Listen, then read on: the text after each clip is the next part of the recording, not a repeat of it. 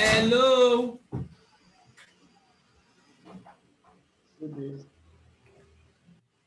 Ẹ̀yin late comer. Ẹ káàbọ̀. Hello, Mr. Mohammed. Yeah, you're answering. Hello, Mr. Mohammed. Are you there? I'm here. You came late.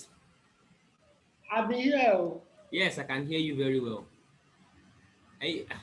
I connected. I waited. I did not see anybody. Now, so I go steal food, chop small. I've joined since around 7:20. But it's like when you approved me, I didn't remember to click on the necessary link.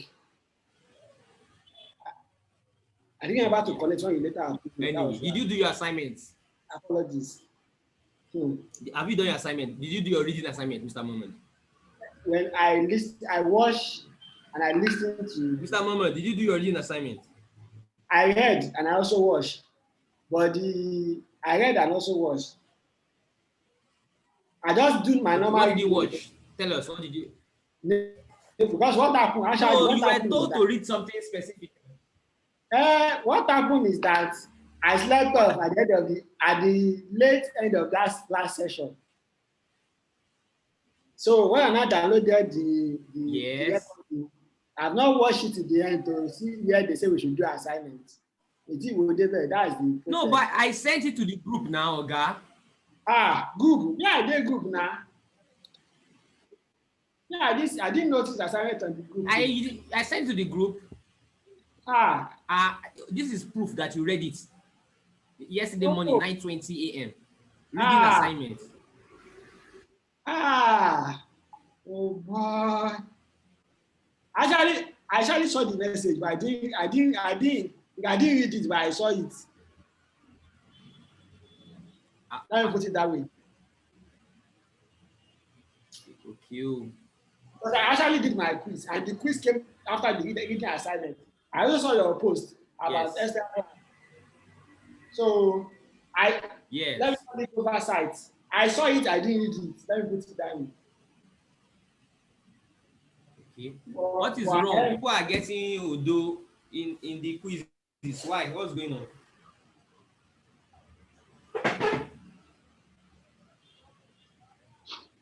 Mr. Mohammed, why are you getting Odo in our quizzes? No, yeah, the last quiz I didn't get Odo. I get 25%. And when I now send me equals to Odo, yeah. It's just a small mistake, but I will scale up. When they now sent you answer, what happened? It didn't shock me. You said when they sent you answer, did you notice a mistake? Because we actually saw a mistake in Madam Olubumi's own. When they sent me the answer, I realized what I did wrong. I now understand why I was wrong. Anyway, no what. So I'm ready to scale up. Okay. Okay. Thank you. Thank you very much. Oh yeah, Mr. Mohammed, just quickly tell us one thing that you've been able to pick from your study. When it comes to scope, budget, I was able to understand that first step is for us to get the cost of different items of different deliverables.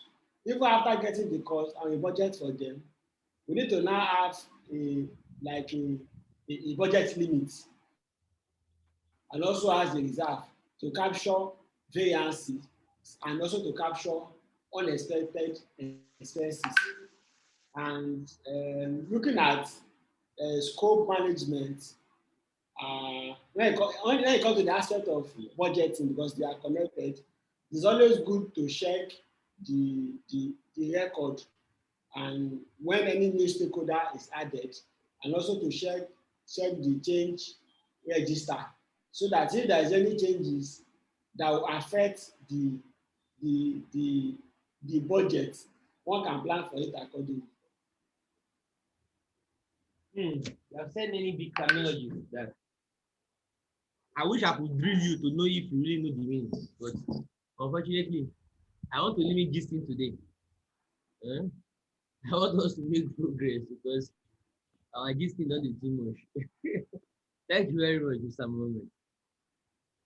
Madam Oluwaseyi, what's the proof that you're in class? Sir, good evening, sir. Good evening. You are late. Yes, I'm late.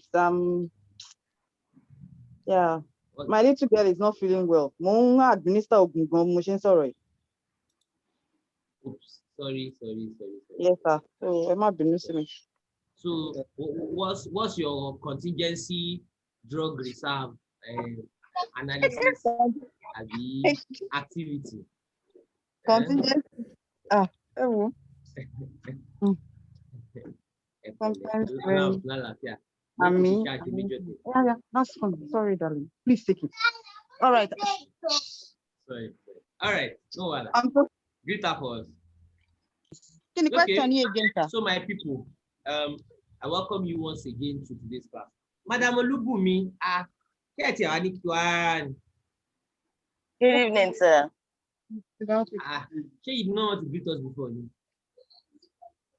Good evening, sir. Good evening, all. Good evening. I said, you don't want to greet us before.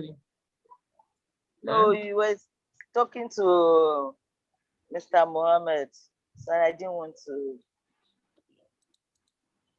Yeah, what's the proof that you've done your assignment? Give us, what's that thing that I know? For me to know this, I actually read. If I did not read, I would have known it. What's that thing you want to talk about? Sir? You not hear me? I didn't hear. No, I didn't hear you, sir. I didn't hear you. I said, what is that thing that you want to tell me now that will make me know that you actually read, such that if you did not read, you wouldn't have known it? Okay, but I know I read about a plan and management schedule.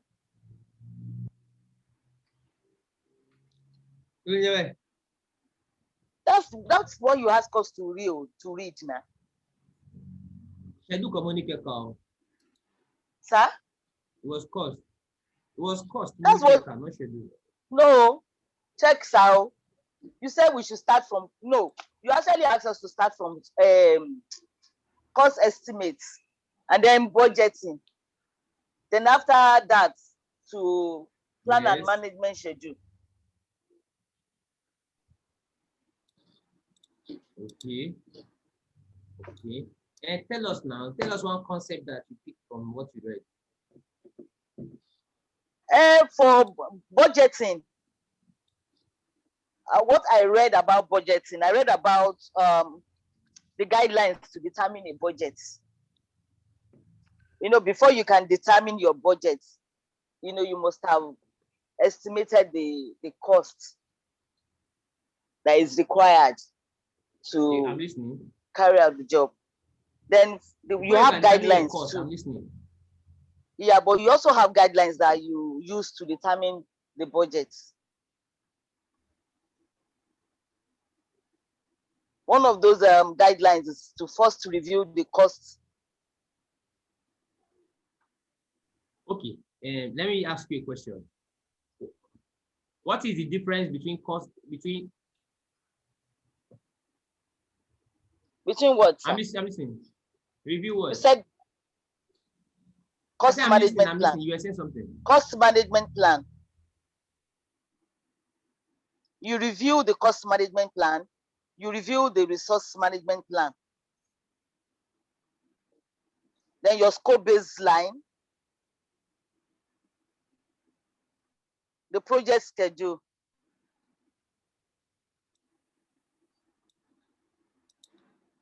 risk register, OPAs,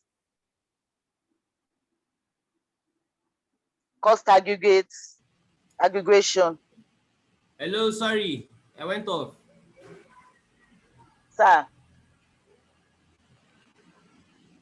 can you hear me? Yes, I can hear you now. Sorry, I don't know what happened. I went off. Okay, sir. So what do you want me to say? Let me ask you a simple question. All Can right, you sir. tell me difference? Can you tell me the difference between contingency reserve and management reserve? Okay, contingency reserve is it's only the project manager that have the rights to that, while the management reserve is Okay, I'm listening. by the management, or maybe the sponsor, the project sponsor. Okay, I'm listening. Continue. So for contingency reserve, you have known to unknown. What do you mean by known unknown? Known unknown is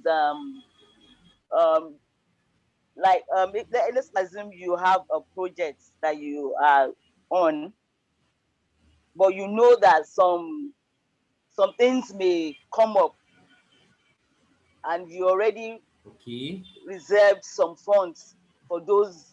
I don't know how to put it. Yes, now you know it may come up, yes, and you already just finished that part. You already make plans for it. That's not the meaning of known unknown. What does the word known unknown? What does it mean? What do you know? What is known? What is unknown?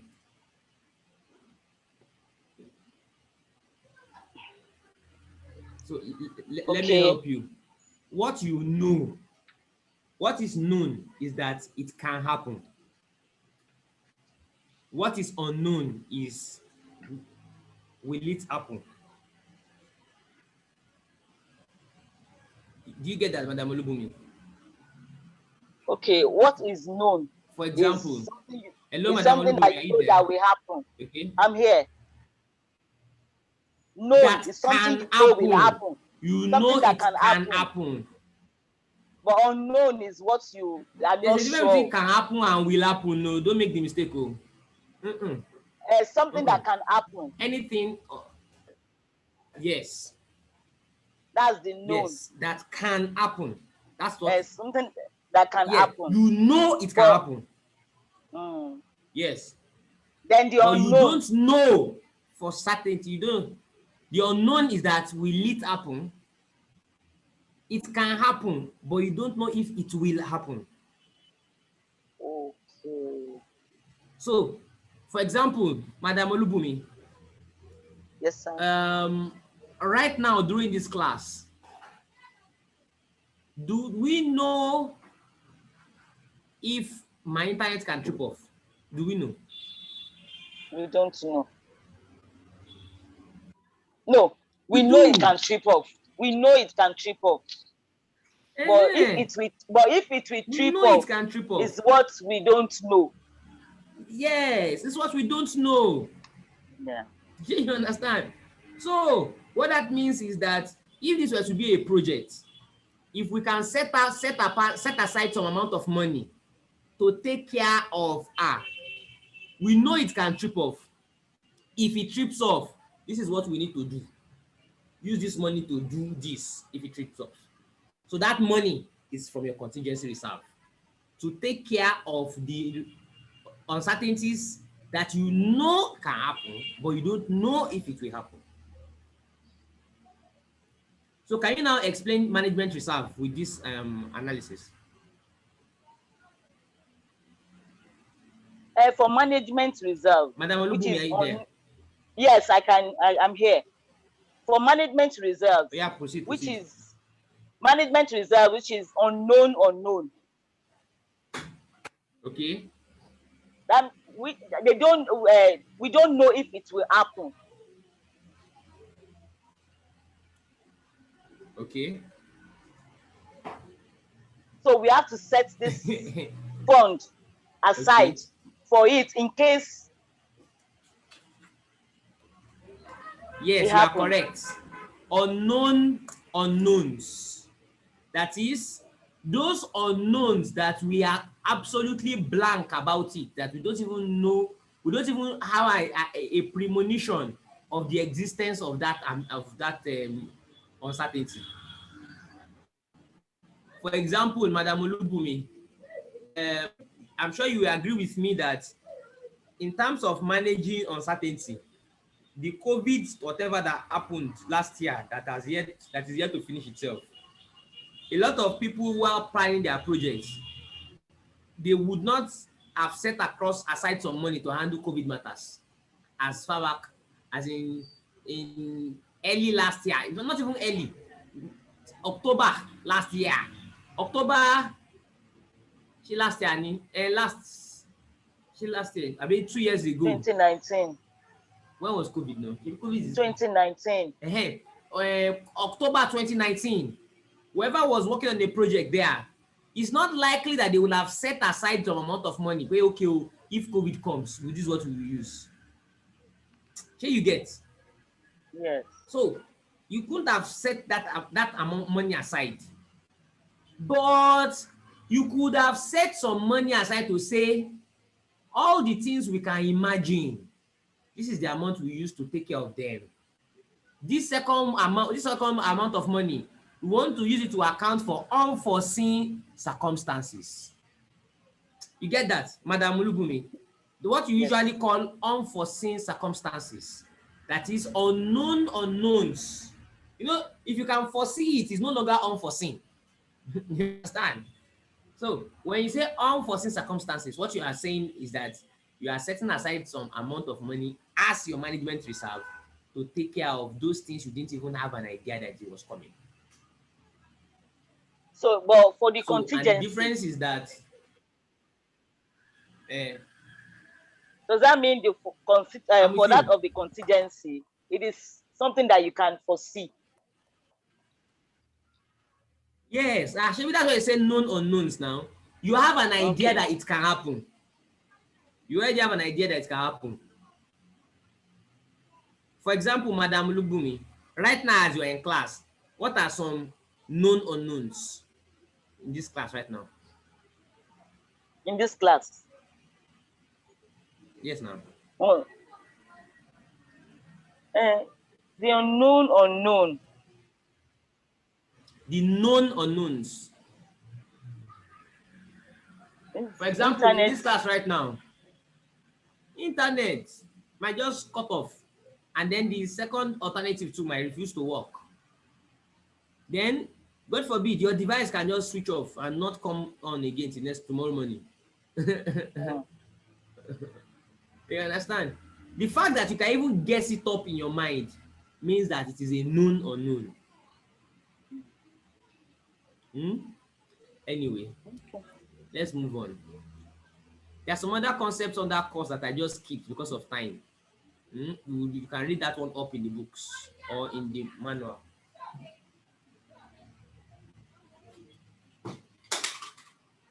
You can read that one up in the manual. Okay, so we're about moving to a new topic, which is plan and manage schedule. Sorry, excuse me.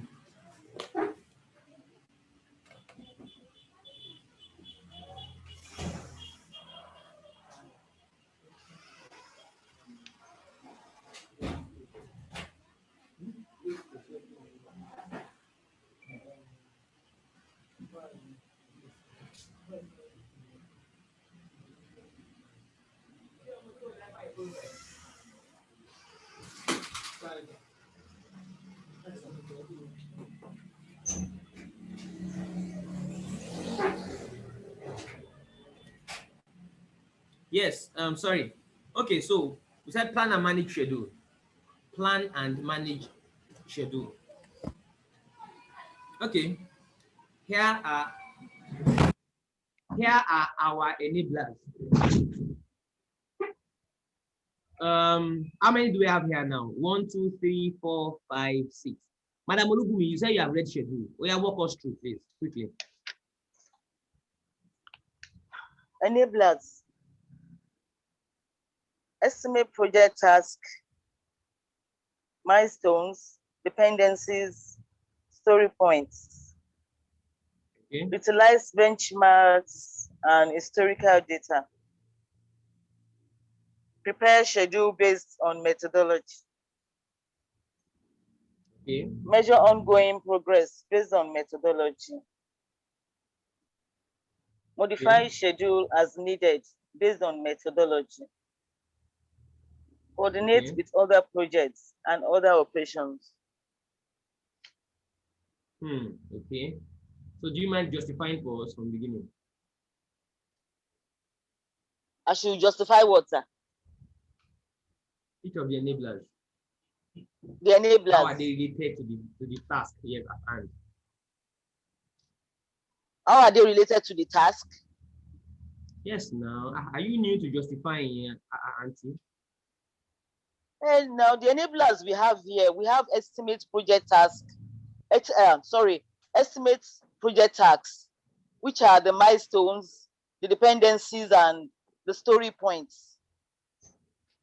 And then we have the utilized benchmarks and historical data. To us, Auntie. So the class that we how to justify enabler. You don't know what it means to justify enabler again. You're supposed to tell us for each one of them, explain how relevant it is to what we are discussing, to the task at hand.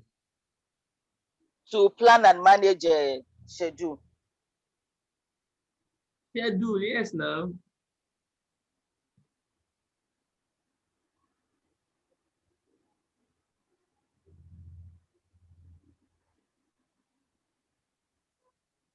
Okay.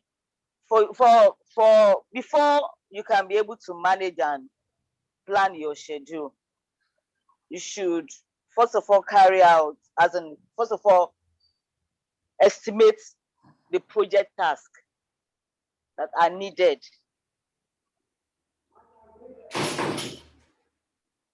Okay, why?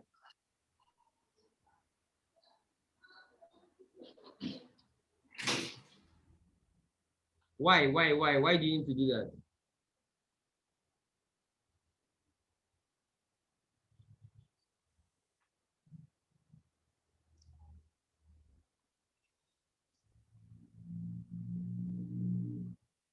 Madam Olubumi, I'm there. I'm with you.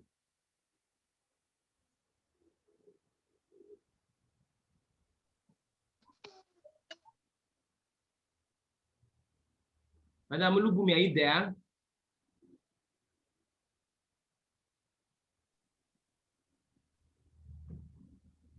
Can I? Yes, please step in. Okay.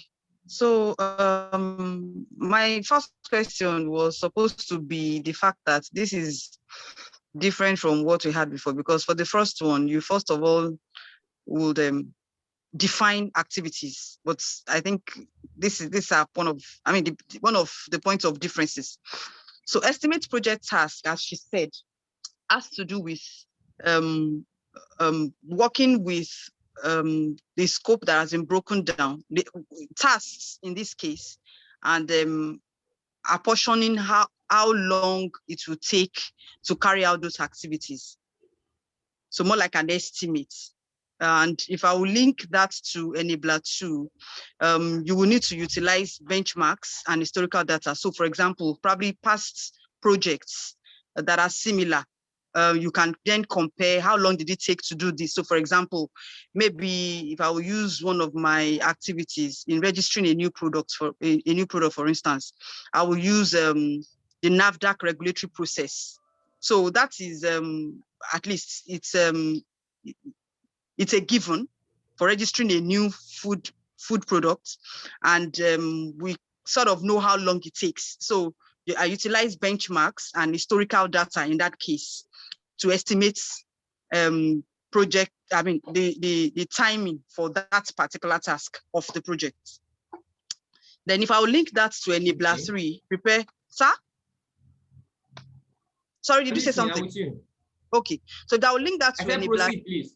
Okay, if I will link that to enabler 3, which is prepare schedule based on methodology, because from the beginning of in starting our projects, we would have defined what kind of methodology. Maybe it's predictive or is agile. So if it's predictive, based on that particular methodology, you can prepare the schedule, or if it is adaptive, you may need to break them into iterations and sprints, because that also will affect how you apportion timing to the task of the project. And then the next, if I will link that to the next enabler, measure ongoing progress based on methodology. So basis, whether it is adaptive or predictive, as the project progresses, you measure versus the schedule the plan of the schedule, if I can put it like that. Then modify schedule as needed based on methodology. So depending on how the project work is progressing, you will need to be, okay, so this was the time that we had planned to use for this activity. Are we making progress in that direction? Do we need to estimate more time depending on how the project work is progressing and opening up? Then the last enabler, coordinate with other projects and other operations. We've always said that in the project environment, none of these key areas are isolated. So you estimate schedule in relation to availability of resources, yes, because if you have a particular resource that will not be available at a particular time, it might affect the planning of your schedule. If you cannot find alternative, you may have to extend beyond the time you have planned if that schedule will not be around, so that work can continue where the schedule is back, or you make alternative arrangements. So I don't know if that answers. Correct. Thank you very much, Madam Oluwaseyi. Madam Olubumi, are you there? Hello, Madam Olubumi. Oh. Mr. Mohammed, are you back? Thank you. Auntie Sheyi, like you are coming. Oh. Madam Olubumi, are you there?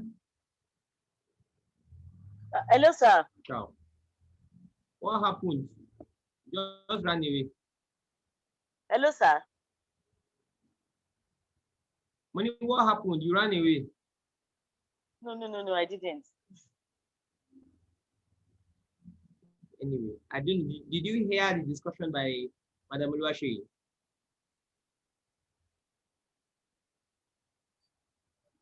Sir? No. Oh, Hello? okay, sorry. Did you hear what Madam Oluwaseyi said? No, I was not here.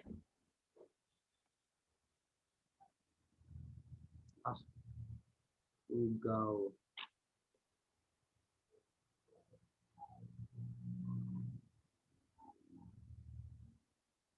Is it my internet? Hello, Madam Olubumi, are you there? Yes, I can sir. hear you, I'm here.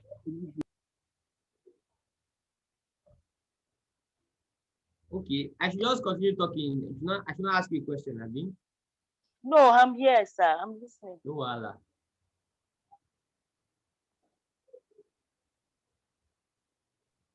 Okay, let's discuss the project schedule. By the time you are talking of plan and manage schedule, the highlight there is the schedule itself. When you hear schedule, one of those things that should come to your mind is timetable. When you hear schedule, one of those things that should come to your mind is timetable, like a timetable of how you want to get the work done. And if you listen to what Madam Oluwaseyi also mentioned, she talked about the fact that just like in a timetable, Madam Oluwaseyi, What do you put inside the timetable? Timetable, that will be activities and the duration of the activities. So activities and their timing. Exactly. Yes. So in a timetable now, for example, in timetable for academic calendar, blah, blah, blah. What do you have there? Okay. Period 1, we will do this. Period 2, we will do this. Period 3, we will do this. So that's an example of what, that's a timetable. So that's what a schedule too is. A schedule is essentially a timetable. Or a timetable is a schedule. So just like in the case of projects, we're not drawing the normal timetable for academic whatever. This time is not teaching periods. You actually have tasks and the corresponding duration or timing that those tasks are supposed to be carried out. That's what you have. Okay, so on top of that, okay, a project is scheduled at an output of a schedule model that presents linked activities with planned dates, durations, milestones, and resources. That's what you have as a project schedule. If you look at this screenshot now, you can see this is a screenshot from Microsoft Projects. Okay, so whichever way, when you have your schedule, you will always have all the various activities or tasks, and then their start dates, their end dates, and then they are arranged in a particular sequence. Madam Olubumi, are you there? Yes, sir. Please go to the process table. What are the processes under schedule management?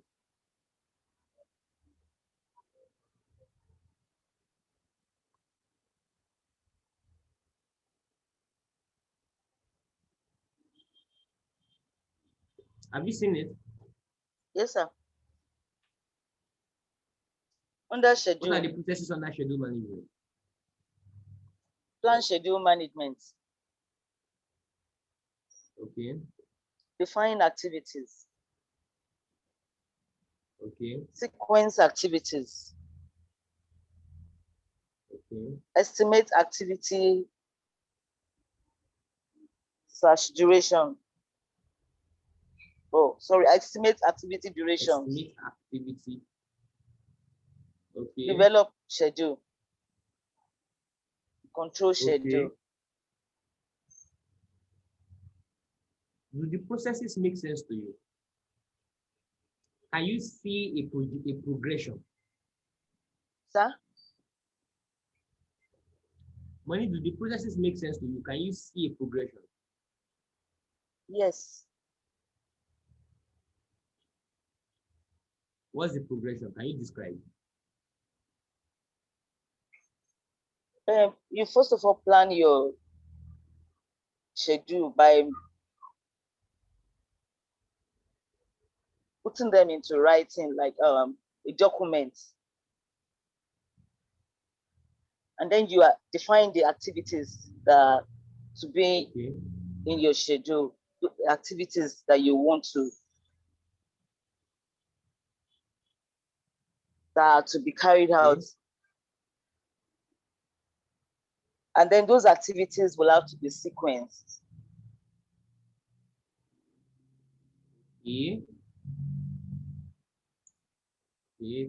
After, then you now do an estimate. Why are we sequencing? That's the first question.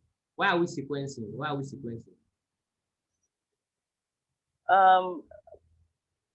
I think the reason why we have to sequence is so that we'll know the timing that is going to be between two different activities. Let's say activity A, if activity A is starting now and is finishing at this particular time, is B going to start immediately, or maybe in between. I don't know if I'm right. Okay. There is B. What did you say that? I didn't hear that part.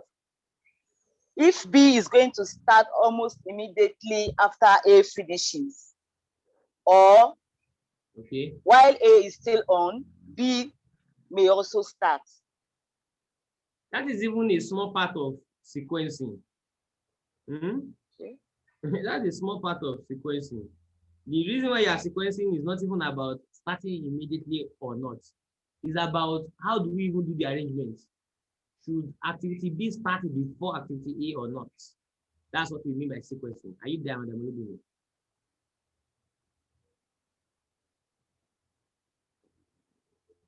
Hello, Madam Olubunmi. Sir? Did you hear what I just said? No, I didn't hear you well, sir. I said the idea behind sequencing is not about how much time do you have in between tasks. The major reason why we are sequencing is because you want to know the order for the task. Which comes first, which comes next. For example, Madam Olubunmi, plaster wall, paint wall, which one comes first? Plastering comes before painting. Miguel? Plastering comes before painting. Can you suggest that the order should be changed such that painting should come first before plastering? Will you suggest that? A painting cannot come before plastering. Good.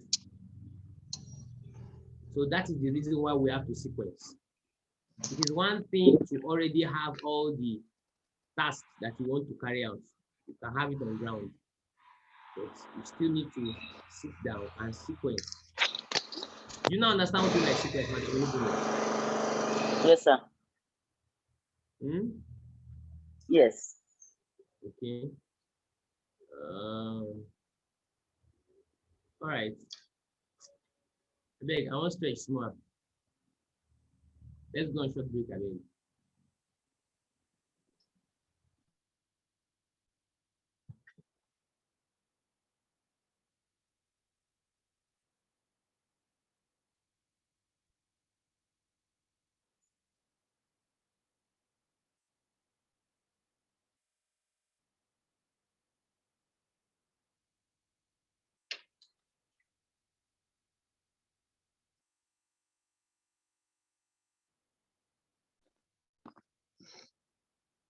Sit down.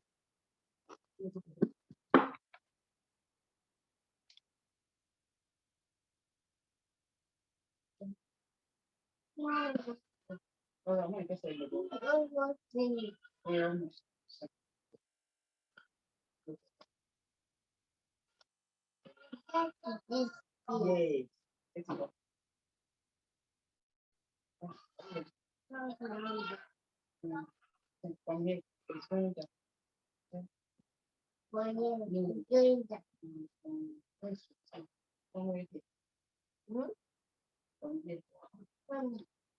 They are picking up. Yeah, but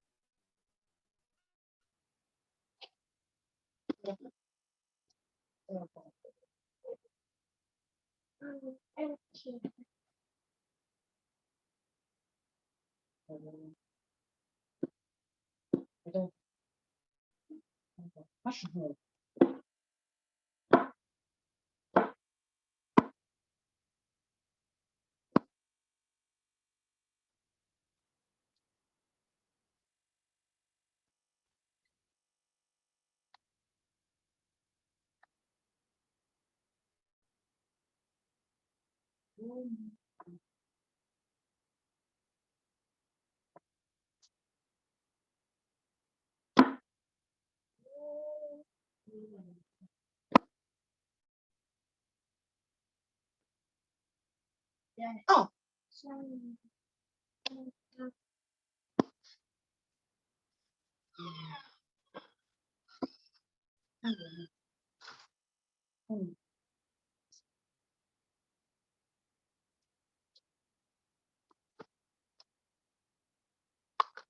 Oh, you should take your food out. No, that's fine.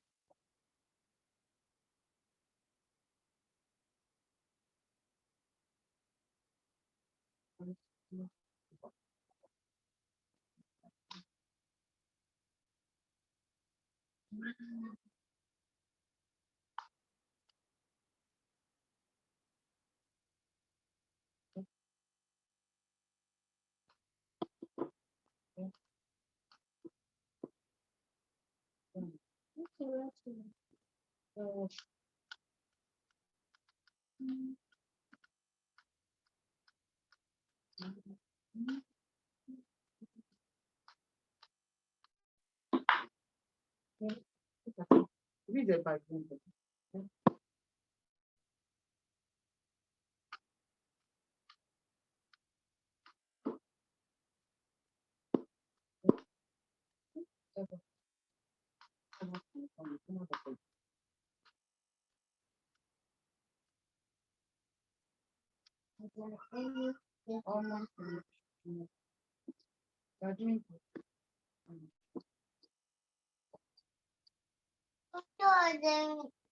I should not add everything. Yeah, I'll give you some stuff. You know how we take it small.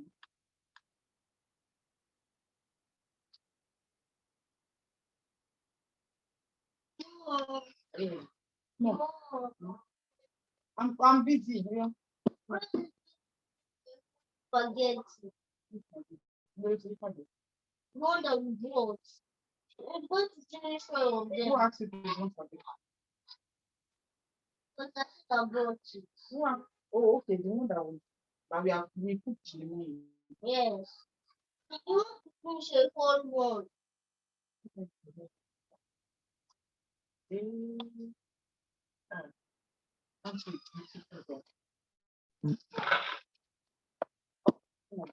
Hey.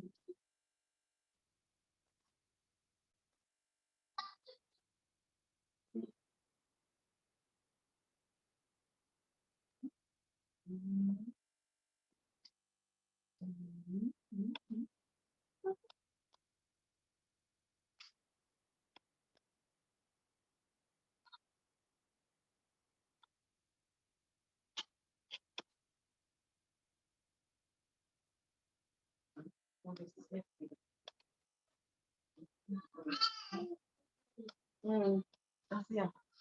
Nothing.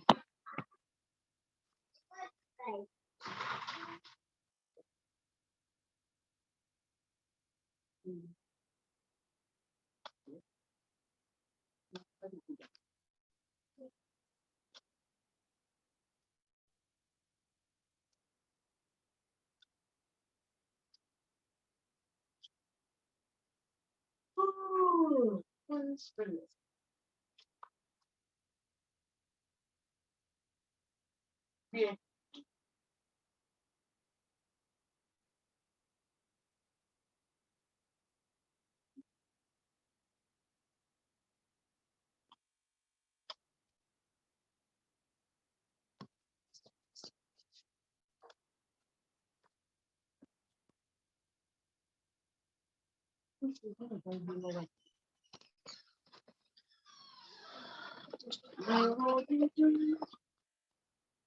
Aṣọ wa gbà sí kitchen. Ó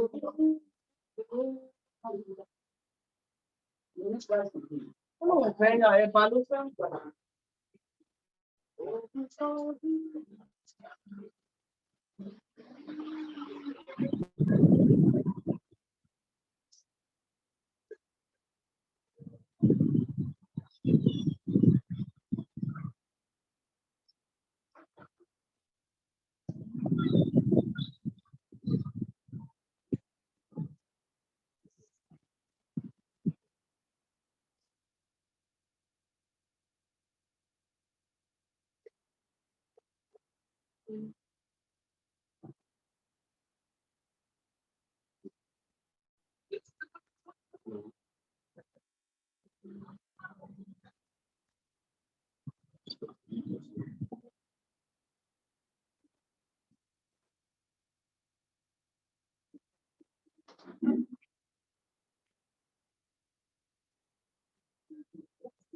courses like Rachel. Rachel. Rachel. I pause. Go to chapel, please. Pause.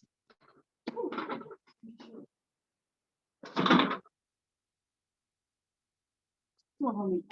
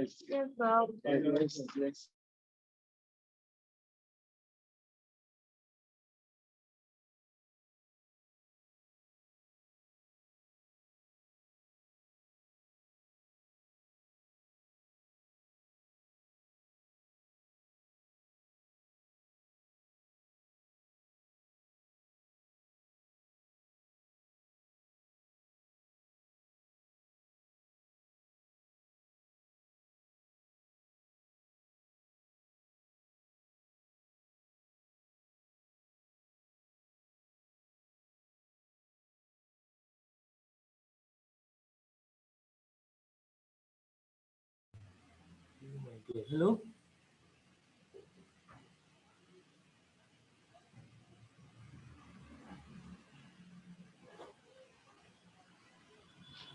Hello? Hello? Yeah. Oh, so Mr. Mohammed, welcome. Okay, so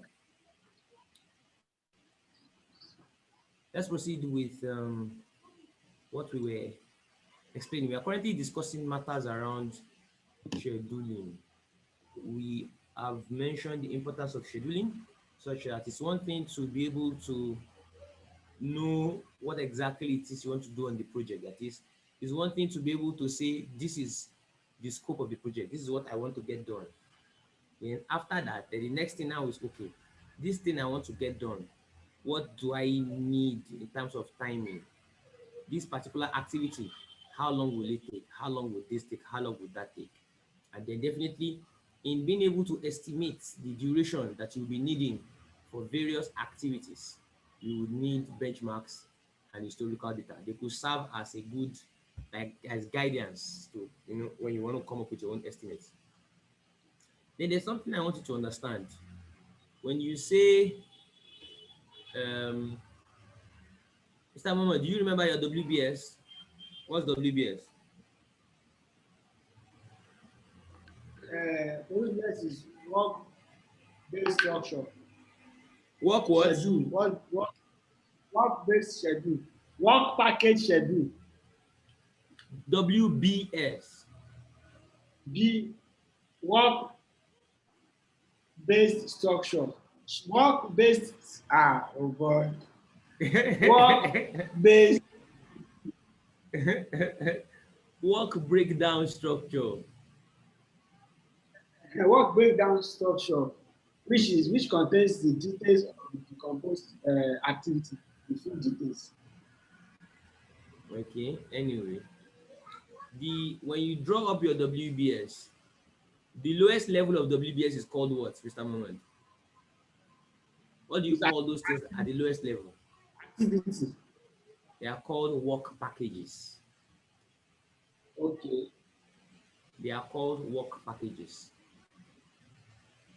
Now, when you are doing schedule management, you now go to those your work packages and go and decompose them further into to-dos, clear activities that need to be done to be able to create or get the deliverables, to get your work packages done.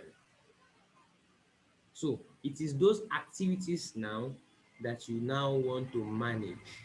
It is those activities now that you want to put inside your timetable. The timetable of the project is the schedule. Okay? Okay.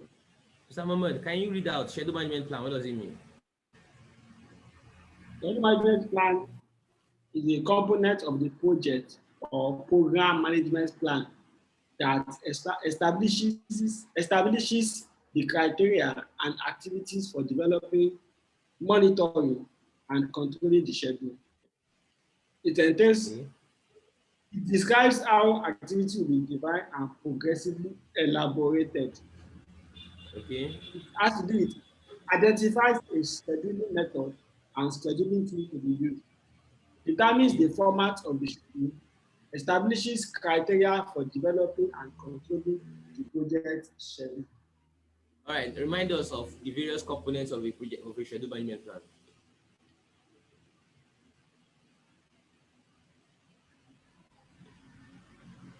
I should, Just read this to us quickly. Quickly, please. okay, schedule management plan.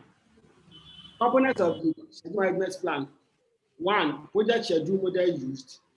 2. Accuracy of activity duration estimate. 3. Unit of measure to be used.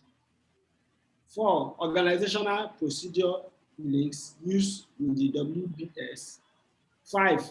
Control threshold to be used for monitoring scheduled performance. 6. Okay. Rules of performance measurement to be used. 7. Reporting format to be used. 8. Process description to explain how schedule management processes are to be documented throughout the project. Good. One thing you would notice, just like I explained in the last class, is that when you hear something management plan, whether schedule or cost or whatever, essentially what it's telling you is that that document contains a lot of how, a lot of description of how things will go in terms of that management plan. For example, schedule management plan now contains of how things will go in terms of managing the schedule of the project. And you have just heard the different components of the schedule management plan. So just like we heard when we were talking of the enablers, you factor in um, the kind of projects, the kind of methodology you are using to manage the project. That also affects how you manage schedule. For example, the way you would do for um, for normal predictive different from the way you would do for agile or adaptive. Now, the question is in adaptive or in agile now, how do you manage schedule when you know that you want to break things up? Hmm? Use As sprint. much as sorry, I want to put on the phone again.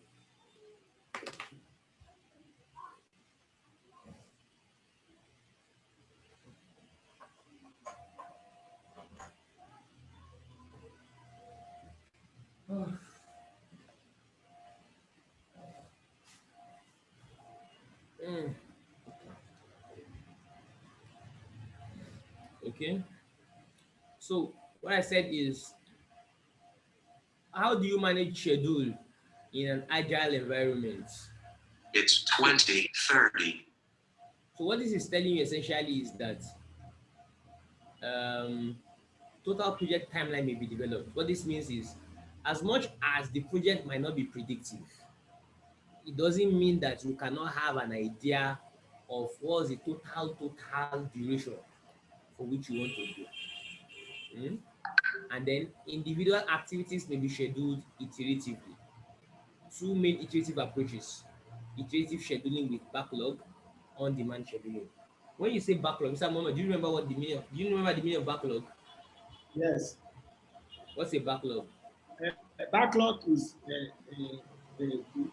where we have uh, things that need to be implemented on the project based Exactly. on how the project. Your user stories.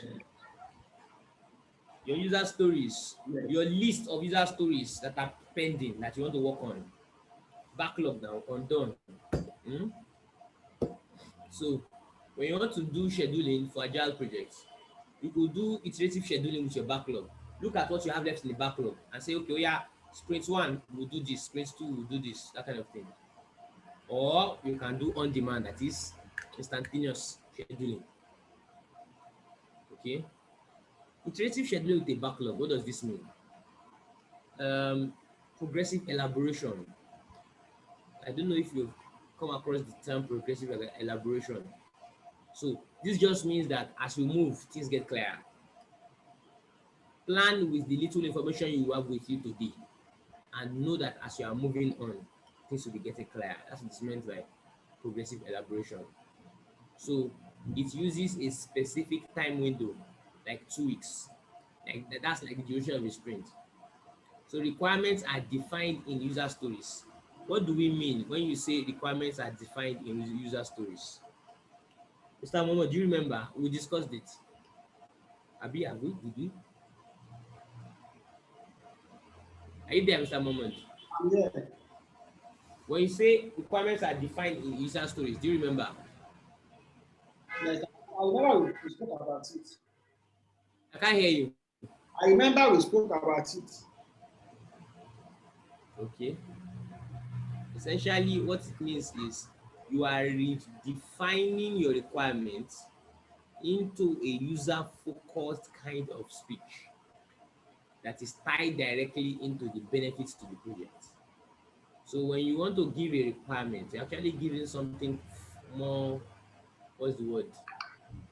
Something that is more tailored in the direction of the user. Hello, Madam Olubumi, are you there? Okay. Madam Oluwase, how far? Fine, sir. I'm here, sir. How is our baby now? Well, okay. Stable. All right. Thank you, sir. Then, Mm. yeah. So, Mr. Mohammed, as I was saying, it's one thing to have your requirements. It's another thing to convert your requirements into user stories. And then, don't forget that once you have your backlog that contains all the user stories, you want to prioritize them. You know, you want to prioritize them. Do this one first, do this one next, and all of that. That's what is meant by stories prioritized. And then you select based on proximity and time box. Remaining stories are added back into the backlog, meaning that as you want to start a new sprint and you want to write out what you need to get done, so you want to look into it and ensure that the topmost priority are the ones you work on. Okay. Apart from that, as you have been able to from select some specific user stories that you want to work on in this particular sprint, then you return the remaining back into the backlog. It's constructed later based on their priority. What is this telling you? That still ties into the concept of progressive elaboration, saying don't say it's until you have all the information you need complete before you're going to make some progress. Okay? Delivers business value early and incrementally. This is one of the reasons why you use user stories and not requirements. Because in requirements, in user stories, you're actually having okay. In user stories, you have been able to tie what you are saying, tie the requirements in terms of presenting it into business value. So for example, I, Oladeji Ibrahim, want to change the home page of the portal because I want it to be competitive, something like that. So that way, you're able to tie all the requirements you have received. If you have converted them into user stories, it enhances communication, and much more and much more. Okay, on-demand scheduling. This one does not use traditional schedules. Team members pull work from a queue when available. So when you say on demand means available for download, something you can watch after the lesson is over. Okay. So this does not use traditional schedules. Team member pull work from a queue when available. Okay. Sure. Okay. So this is based on Kanban and Lean methodology. Provides incremental business value, levels out work of team members, works best when activities can be divided into equal amounts, does not work well when there's complex dependency relationships. Hmm. Does not work well. Why doesn't it work well? Um, if the relationships are too complicated, you know, you can't just do on demand. Just like when we say change driven, if something is change driven and something is plan driven, if it's plan driven, you don't want any change. You don't, because it's going to require you to go sit down and go and change a lot of things. But if it is plan driven, if it is change driven, you know, it is already conducive to it that things can be able to change. So if you now have a complex dependency problem wherein you just have to pre-plan very well, there's no room for what do I call it? Well, if it's a complex relationship, it means that they are all of them are so interrelated, so that it might be so much work to want to work on, as in to be able to use on-demand scheduling for complex projects is quite challenging, because complex projects require you to have planned very well and avoid failure. Okay, so here are guidelines to developing a schedule management plan. I'm trying to see if we can rush a bit today. We won't finish late. I'm trying to see if we can finish around 9:30. I'm just trying to get my strength together. Madam Olubumi, are you there?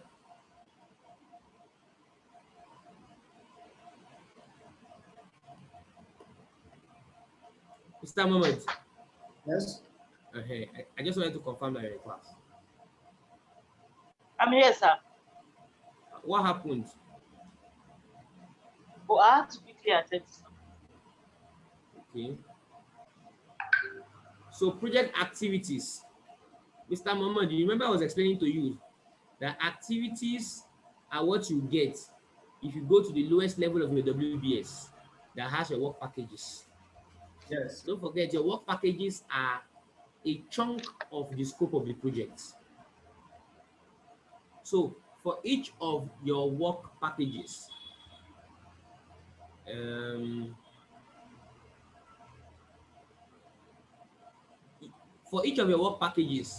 you are going back to your WBS, the lowest level of your WBS, which are your, for each of your work packages, you are decomposing your work. Each of the work packages are decomposed into to-dos, into activities, into, let me say tasks, so that you are not confused. You are decomposing them into by saying, what do I need to be able to deliver this work package? Then you read, then you find out. So those are you now write out the activities involved in transforming the work packages into reality through activities that you actually work on, and activities that you work on. Mr. Momo, do you mind reading this slide to us? Project activities. Okay. Milestone. No. Features. Features. Used to group related functionality together to deliver business value. Activities and efforts such as documentation, bug fixes, testing, quality / defect repairs. You have capability that can be estimated, tracked, and managed as a set. Scheduling aligned to features ensures associated work is coordinated. Estimating features offers a view of when blocks of functionality can be released to the business and end users. Progress can be measured based on the features that have been accepted compared to features remaining.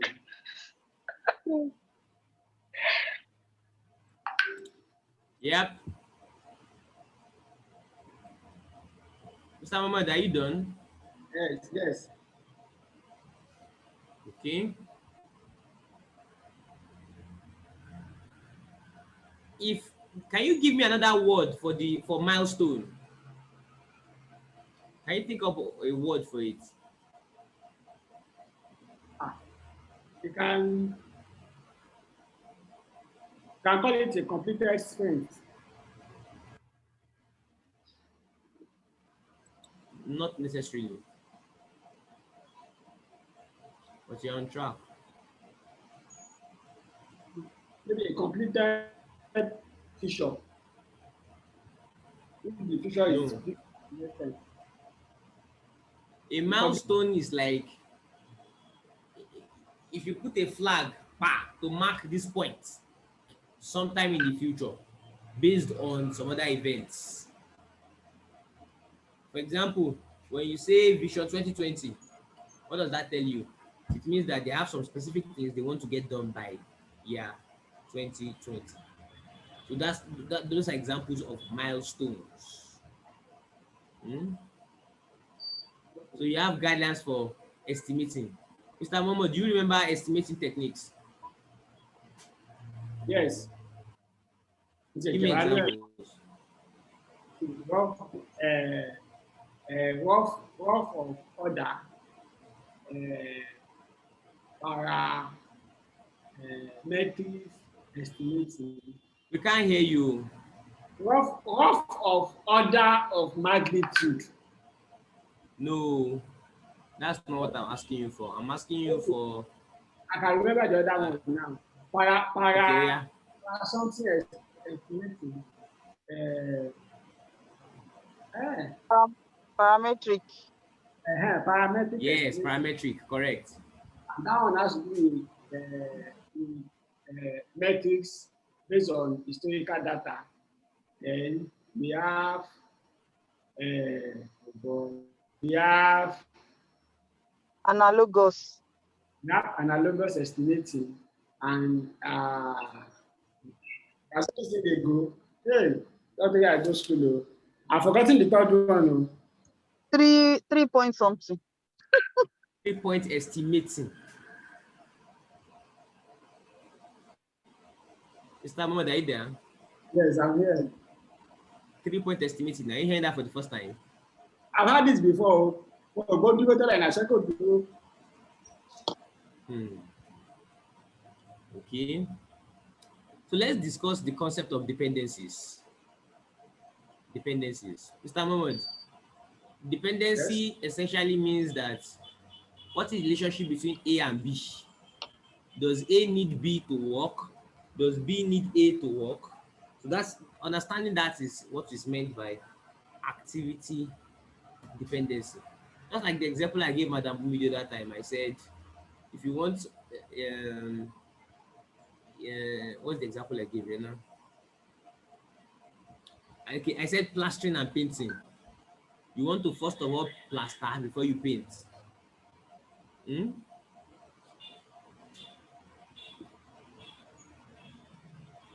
Okay. Madam Olubumi, are you there? I'm here.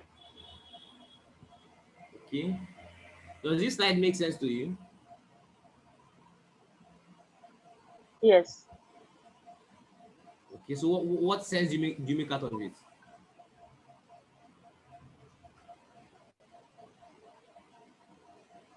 I think it's all about activity dependencies. The Okay. various type of activity dependency. We have mandatory, we have discretionary. Okay. I'm listening.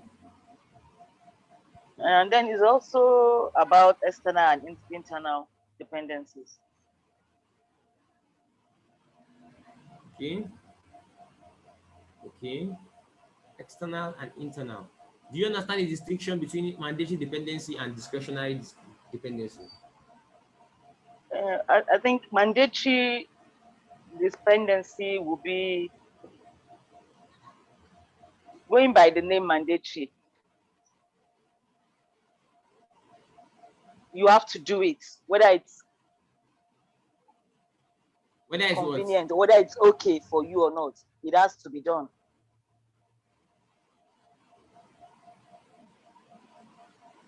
Okay. But Madam Olugbo, are you done? discretionary, Okay, we are listening. I'm done. Okay. So there's something called PDM, precedence diagramming method. But before we get there, you're supposed to look at this thing. Mr. Mohammed, are you there? Yes. Madam I'm here. Olugbo, I want you to look at this diagram and figure out what is going on here.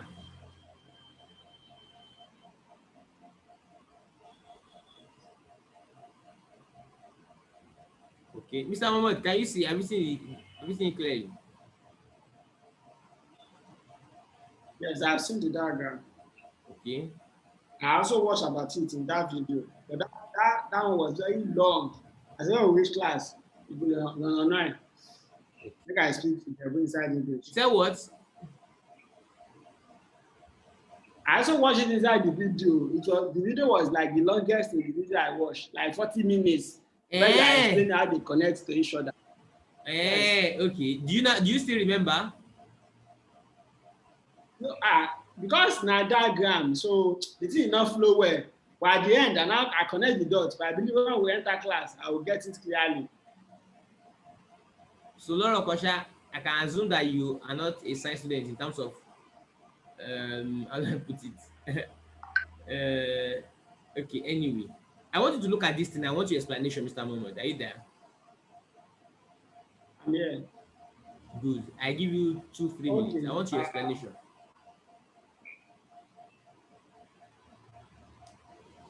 Okay.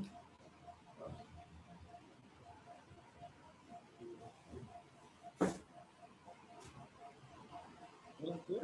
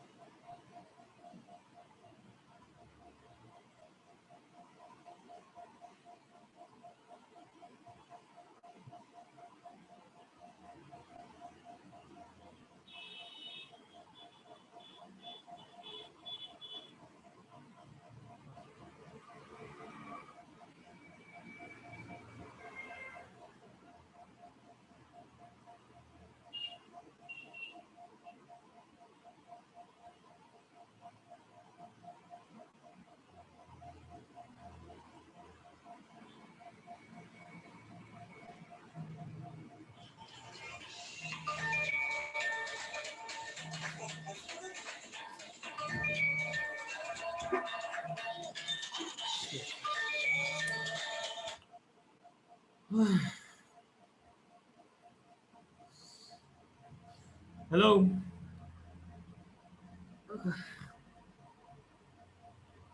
Hello, sir. Yeah, Hello, sir. Ah. Ah. Hello. Can you hello? hear Hello, me sir. now? Yes, we can hear you live. Okay. Okay. Sorry. I just manufactured a small break for myself. Yeah. Okay. So, Mr. Mohammed, I asked you to about this diagram, right? Yes, yes. Do you have a clear understanding of it? Yes, I can explain what I understand by it. Yeah, quickly, please. Quickly, please. Also, looking at it from the top, the black one, activity A. Activity A has to be completed because before activity B can be started, which As is means finished to start relationship. they are dependent. They have a dependent relationship, which is finished to start. If we come to the second They one, have a finish to start dependency. yes, they have a finish Correct. to start dependency. Coming to the second one, activity A and activity B is start to finish. And what that one means is that uh, we have to, I cannot explain that one, the one on my own right, on my left hand. But for the one on Starts my to finish. Wait, starts to finish means that activity A has to start before activity B can finish. okay, Activity A has to start before activity B can finish. For example, Mr. Mohammed, if you are in a shift work,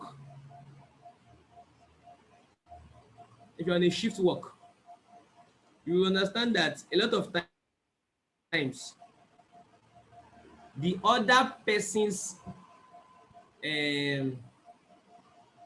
another person must come and replace you before your own can be set to finish.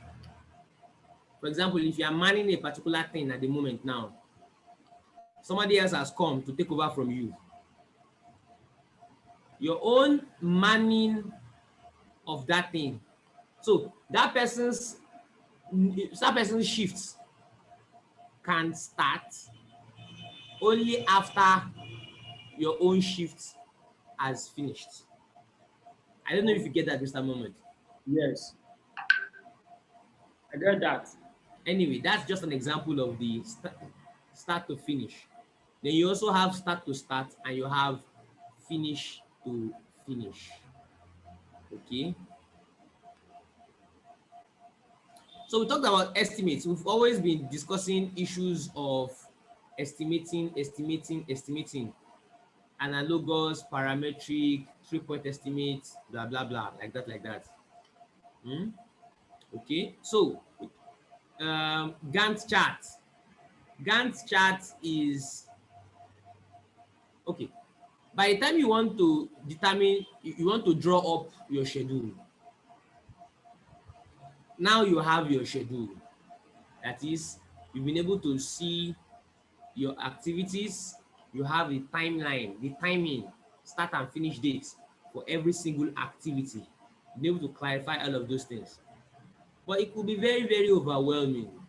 You cannot show that to the management, higher authorities, because it will contain too much of detail.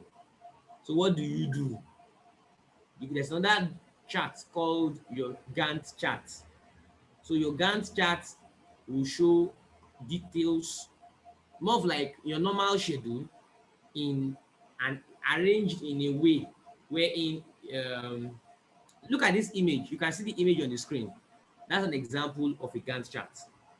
So a bar chart of schedule information where activities are listed on the vertical dates are shown on the horizontal, and then durations as horizontal bars according to the start and finish dates. You can see from the image here. So another one is the milestone chart. This is a bit kind of similar to the Gantt chart, but in this case now, it's actually showing milestones. Yes. Now we have project network schedule diagram. This thing will take a lot of our time, and so for that reason, we won't be discussing it. You're supposed to go and watch it up. So, and we have class tomorrow. Kai. Class normally rolled by. Madam Olubumi, are you there?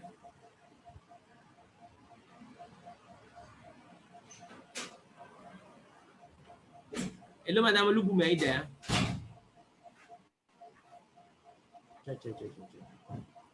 Mr. Mohammed, have you watched schedule management before? As in, have you watched schedule management, backward pass, forward pass? Have you done that before? No. Yeah. Okay. In that case, we might have to modify the timetable. You know, I said we're supposed to have a class tomorrow. Yes. But I want us to watch schedule management before we have that class.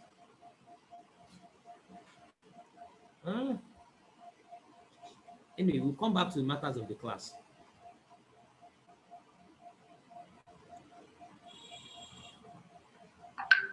Madam Oluwaseyi, are you there? Yes, sir, I'm here, sir. Yeah, I want people to watch the videos before class. And we've already said we want to hold class tomorrow. What do you suggest?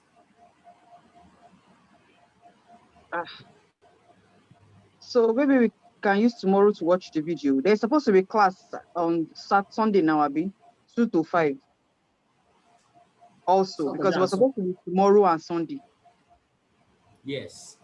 So maybe we can use tomorrow to close all the remaining gaps. It's on schedule, right?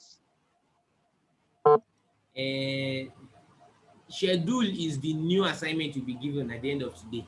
Before now, you are done. It's expected that you'll have completed course and some other things like that.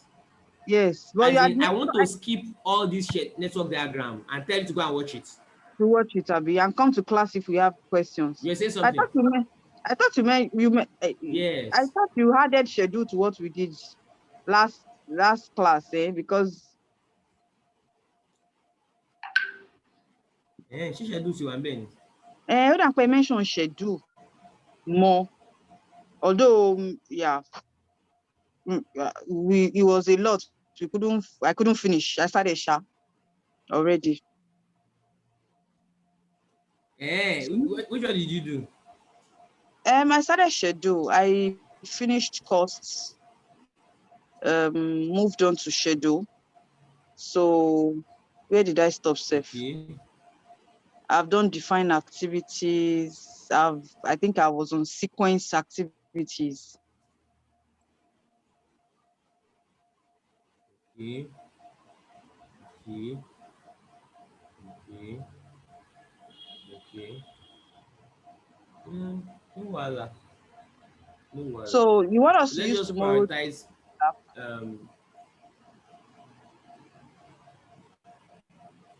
I'm listening. Do you want us to what? I'm asking. I'm asking you. Do you want us to use tomorrow Let's use tomorrow to close the gap, to finish schedule? Okay. Yes. Let's use tomorrow to actually watch schedule and Schedule and quality. Schedule and quality. And quality, because quality, yes, because quality is what we want to move on to now. Okay.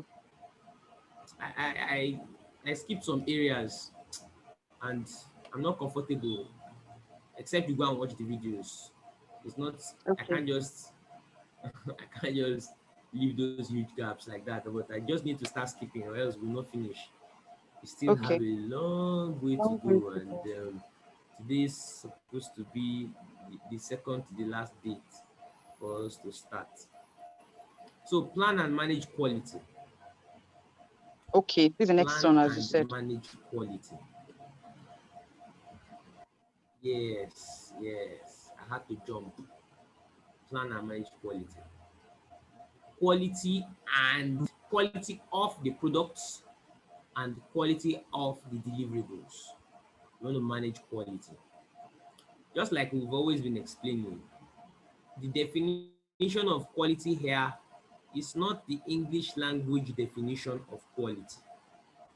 When we say quality here, we are referring to customer need, customer requirement, conformance to what customer said they want. That is quality. Even if it means that in comparison to some other standards, it is of a lower Low grade. grade. Mhm. Yes, we have always been explaining the distinction between quality and grade. Grade is when you're comparing two things. So in terms of some particular features, one might have more than something else. That's grade. But quality is how well do you meet the specification given to you. So something might be of low grade, but might be of high quality. It will be high quality if you're able to meet the specification given to you.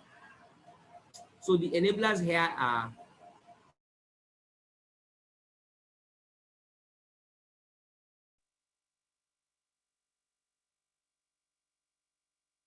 Hello? Hello?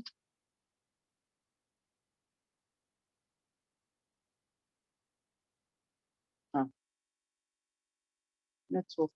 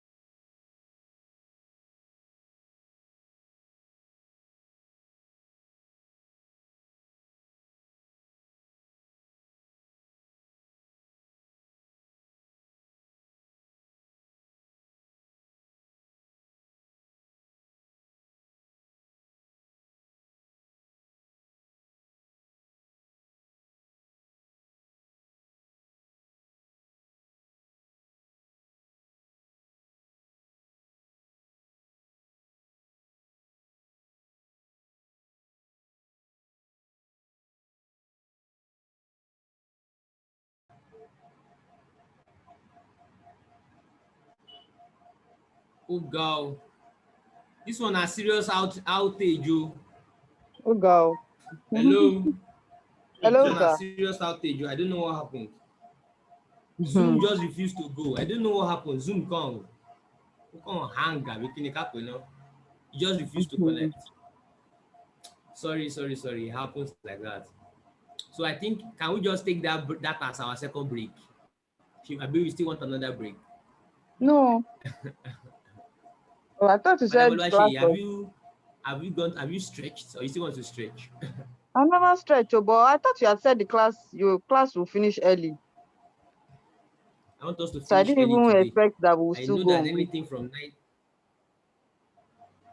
You said what? I said that because of that, I was not even expecting any break again. Madam Oluwaseyi, because of Yes, that, I didn't hear I said that. because of that, I wasn't expecting any break again since class will finish early. Yes, exactly. We finish early. Yes, I should quality it. Oh, yeah. Okay, so we're talking about planning quality standard required for project deliverables.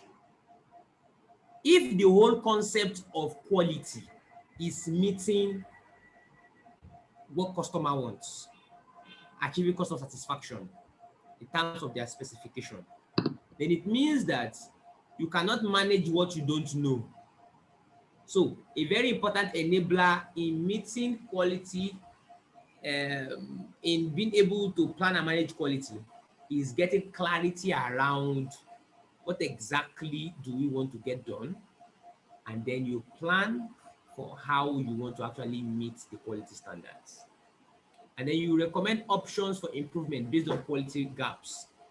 Because don't forget that as part of your working on managing quality, it would always require you to compare what you have done with what the customer said you should do. And then if you identify gaps, you necessarily want to come up with improvement um, ideas or a plan on how you want to improve what you want to do. The third enabler here says continually survey project deliverable quality. This is working hand in hand with the second enabler here. The third enabler is saying keep tracking, keep scanning for to confirm that what you have done is exactly as you were told to do it. Enabler 2 is saying, okay, now you have scanned and realized that there's a difference. Okay, come up with a plan or with options on how you want to fix the gap in desired quality and what you've been able to do. Okay, so quality, pretty basic definition: the degree to which a set of inherent characteristics fulfill requirements.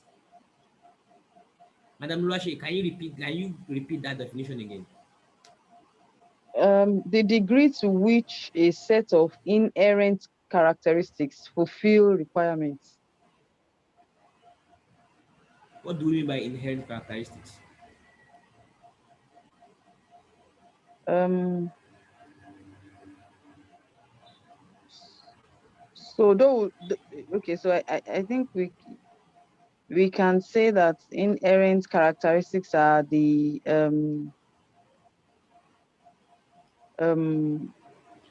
more like the properties of the products or the deliverable in this case. Correct. Something, an Properties, attribute, functionalities, something about yes, it. attributes, yes. Yes. Maybe thickness, Mm, color, blah, blah, viscosity. blah, all of those Mm, things. mm. Viscosity. You should fulfill the requirement based on what the customer has told you that they Wants, want to yeah. get done. Okay? Yeah.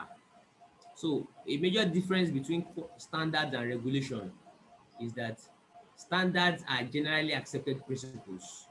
Regulations are from governments. Standards are like best practices. Or regulations, they are things that from government or a government agency or parastatal. If you go against a regulation, it's a crime. If you go against a standard, you're just a non-conformist, kind of.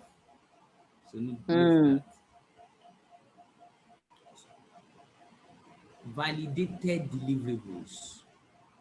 Okay. Madam Olubumi, we need you to wake up now. Are you there? Is Madam Olubumi in class? Okay, Mr. Mohammed, Alpha. I'm here. Do you mind reading out this slide to us, please? Validated deliverables. Product and output are measured against the quality standards set by the project. When quality standards Okay.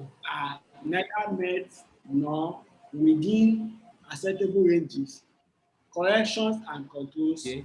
are put into action. Project team performs the validation and deliverables are verified by the customer, which equates to validated deliverables. All project deliverables must be validated based on quality standard or acceptance criteria. Beautiful. So, Mr. Mohammed, in your own words, what does it mean to validate deliverables? Basically, is to compare what has been delivered and after it has been delivered with what was planned to be delivered based on customers' expectation or user story. Hmm. And well, yes, but that's really not validate deliverable per se. If you look at point number 3, that answers the question to say that validating deliverables requires you to get confirmation from the customer that what you have produced meets his or her requirements. That's what we mean by validated deliverables.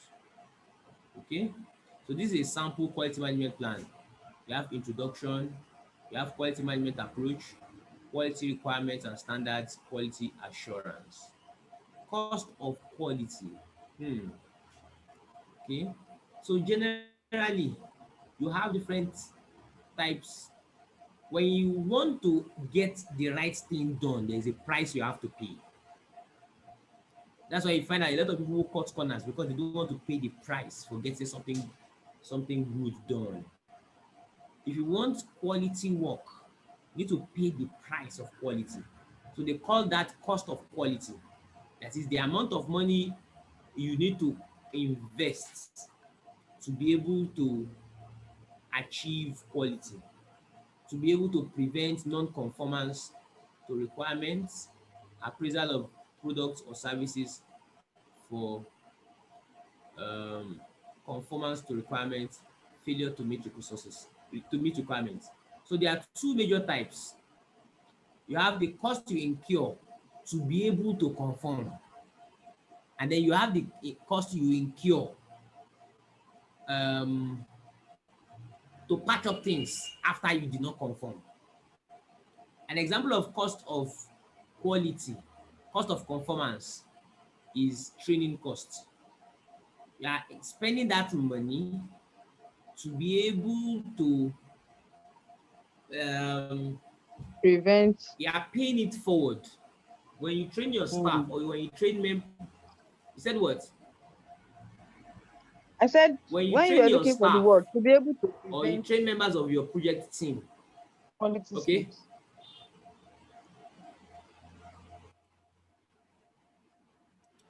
When you're looking for Ah, yes, madam, I'm listening. so Hello. hello, sir. Can you hear me? I think it's delayed.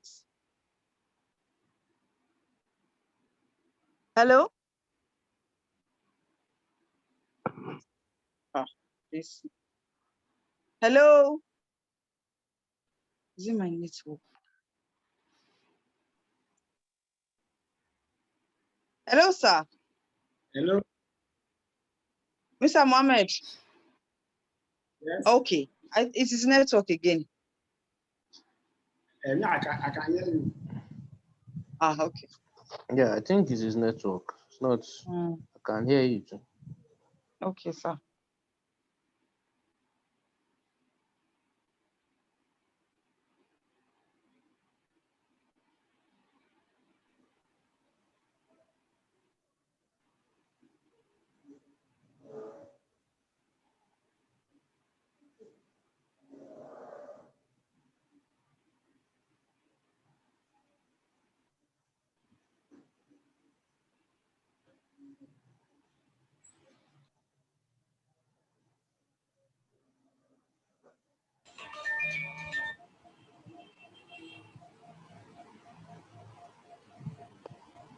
Hello. Yes. Sorry. I have to switch my network. MTN, I don't know what happened. It's fumbling. Madam Luashe, you were saying something. Sorry, please. Yes, I've even forgotten self. It was when you were talking. We were talking of cost of conformance. I was talking of training. I said Yes. you pay the cost forward. You have Yes. to incur some costs to be able to So that avoid some issues to of avoid quality slips. Yes. Yes. So you train them. Another thing you have here is document processes. Mr. Mohammed, do you want to share some thoughts about how documenting processes can help you in achieving quality? This is in direction of systemization. You want to tell us some 2 or 3 points on that here? Yes. Okay.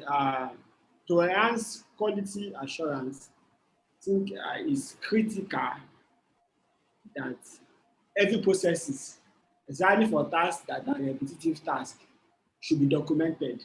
Not just documented, should be written in a way that anybody with average intelligence can understand. That will make it possible for anybody to deliver any task without reduction of quality. And in fact, in some cases, if a new person is delivering the task, the high tendency can even deliver more than the previous person. Why? Because the documentation is very, very clear. And secondly, anybody that is a new in a new department, they tend to have fresh idea that they tend to have this, there is this ginger of, I want to follow all protocol, I want to comply. But people that are already in a system before, there are high tendency that sometimes they don't even follow all the checklist. So, but I can stop at the fact that it does not matter if team A, member A or team member do something, quality will be achieved. And it takes some level of extra input to document, especially for people that are technical people that does not want to spend extra time documenting. And all in all, if one has a business and does not build it as if he wants to sell it, or let me put it as if the business should be able to do without him, then one has set up himself for failure. Either a business, either even anything in life. You can imagine you are watching TV and there is no fuel in the middle of the midnight. But there is a system in place and a checklist in place for you to always buy fuel at a particular interval. That problem will not even occur at all, which has to do with even the quality of sleep you are going to get. So it applies to every aspect of life beyond business. But I'm very passionate about system, and I constantly seek, act, and seek system. And this PMP journey has further complemented the effort. And in fact, I'm even putting to do my operational oriented course, which is Six Sigma, to further go deep in quality and operational excellence. Thank you very much, Mr. Mohammed. I intentionally asked you to discuss systems because I know that you've done quite a number of things in that area. So that is part of what we call cost of conformance. You do these things, you pay the price forward towards ensuring that the outcome of what you are doing is good. The other part of this is now cost of non-conformance, in the sense that Now, Gobe has happened. Okay, how do you clean up in the direction of now getting quality after you are done initial known bad quality? So under here you have rework, liabilities, warranty work, loss of business. Madam Olubumi, are you there? I want to ask a question. Anyway, okay, so that's that. So by most people's analysis, cost of conformance is not usually as much as cost of non-conformance. Because if you want to, cost of non-conformance can be very, very terrible. Imagine a company saying they want to recall 5,000 vehicles. Some of them have been shipped to another continent. I don't know how they do it. Anyway, when you say customer quality metrics, you're talking of whatever number, whatever attribute, whatever thing you want to have, a description of a project, a product attribute, and how to measure it. So tolerance is the quantified description of acceptable variation for a project requirement. Quality audit. Audit just means do an assessment of what you have done to be able to agree, know the level, how much of meeting the requirements have you done. It is best done by a third party. Guidelines to managing quality. Okay. Mr. Mohammed, kindly read this slide quickly. Okay. Guidelines to managing quality. Ensure that random or scheduled quality audits are conducted by qualified auditors. Use one or more of the quality. Why does it have to be random? Wait. Before you go, that word random, why? What can you pick out of it? Why do you want to do both random and then scheduled? Why? The benefit of the random is that so that people can be caught unaware. But when it is scheduled, people can beat the system, especially in a place like Nigeria. That's my reason. Please, makes sense. Proceed with the second point. Use of one or more of the quality assurance tools and techniques to determine the causes of quality problems of the projects, services, systems, or processes. Okay. Identify and implement the appropriate actions to take to increase the effectiveness and efficiency of the project team's work results. Okay. Thank you. Yeah. So we have quite a number of tools that you can use when you want to do quality. Because of time, we'll not discuss all these tools one by one. You can read them up. You have something called control charts. This is a very interesting thing. Unfortunately, no time to discuss it. Variability. Okay, this is part of control charts. Then you have Pareto. I remember in my last training, when I was discussing Pareto, I actually picked the book. Where is that book? No. Okay, here's the book. Actually, I picked the book. The 80-20 principle. Madam Oluwaseyi, have you read this book before?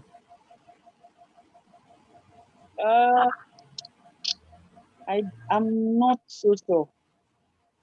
The secrets to achieving more with less. Can you see it? No, I've not. Yes, I've seen it. The secret to achieving more with less. There's so much of power in understanding the Pareto principle. Unfortunately, there's no time. I wanted us to finish on time. But let's just do some 2-3 minutes gisting on Pareto before we go. Let me shock you with one of those things. Let me give you a very awkward application of Pareto for you to now know that you can actually bring in Pareto into any aspect of your life. Madam Oluwaseyi, are you there? Are you ready for me to shock you? Yes, please, shock me. Do you understand that? I do not know, but I'm just guessing. Okay, let me use myself as an example. Don't let me use your own example. One day I sat down and analyzed the disagreements I sometimes have with my wife. Mm. And I'm confessing to you now. Are you listening to my confession? Yes, I am. I sat down and looked at the disagreements I usually have with my wife. And I now took stock. On this date, we had an argument on this topic. On this date, we had an argument on this topic. On this date, we had an argument on this topic. This topic, this topic, this topic, this topic. You know one thing I realized? No.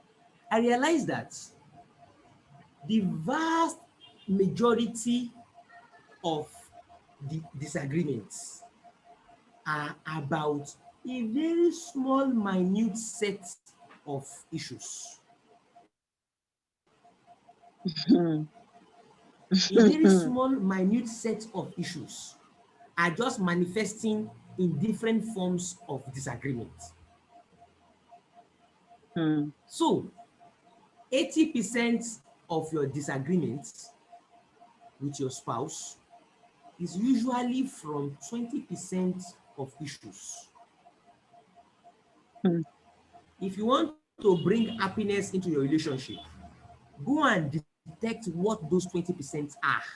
Oh. If you are able to put some clarity into those 20%, you can even afford to ignore the remaining 80. Because don't worry, they don't come often. Madam Oluwaseyi, what I'm telling you works sincerely. Eh? You can come back and give me testimony later. Sincerely, it works. Sincerely, it works. Mr. Toya Jani, who is in class, he told me something like 4 years ago because he's my friend. We've known ourselves for several years. There was a time in which, because how we knew ourselves was that he used to work for InterSwitch. I don't know if you know VI a bit. He used to work for InterSwitch. I used to work Atlas Systems. Atlas Systems is on Oinjola. I mean, InterSwitch is on. I can't remember. Actually, I local street to opposite Eco Hotel, directly opposite of Eco Hotel. I can't remember the name of the street. So Oinjola is far down. Okwawo, yes. He was on Okwawo, I was on Oinjola. So sometimes we shall meet one way or the other. So that was when we got to know ourselves. Many years ago. Only 5 years, 5 years ago. That was 2010. That's like 11 years ago. So I now told him something because the firm I was working with then as at that time, one of those firms that was first of all doing web CMS for these publishing organizations. So we had Punch, we had Tel, we had quite a number of other organizations. But in Ubugwe, Punch was the major one. Punch was bringing in almost like 70% of all the revenue to the company. And then bam, Punch Wala Moshimo. Hey, I remember having this discussion with Toya Jani many years ago. He now gave me that formula. Then even I'm sure maybe at that time he even said it gone. He did not even know what Pareto meant. He said a lot of organizations have it such that a huge chunk of their revenue is from a very few selected clients. Okay. Yes. Oh, okay. Madam Oluwaseyi, you just brought in another form of Pareto. We call it dark side of 80-20. You said what? We call it dark side of 80-20. What's dark side again? I don't know that one. No. That is 80-20 concentration. When 80-20 negative, positive effect is that it brings a lot of joy when things are going nice. When something now happens, it will come shock you because it's the dark side. So yes, of course, yes, because when something affects that huge chunk, then you feel it. You feel it a lot because clients will be clients. And then Madam Oluwaseyi also brought in another angle to Pareto now to say in a company that has different products, there will be some star products that brings in the chunk of the revenue. I mean, not be so, Madam Oluwaseyi. She don't sleep. No, you I think it was network. You froze, and I couldn't hear what you were saying. Yes. I said you were trying to say something. I want to finish that statement for you. When you said products, Yes. I now said you have organizations with multiple products. Yes. Wherein there might be one or two that pulls in 90% of the revenue. Facts. Eh? Yes. That's Now. life. Such that what you have just mentioned briefly, there's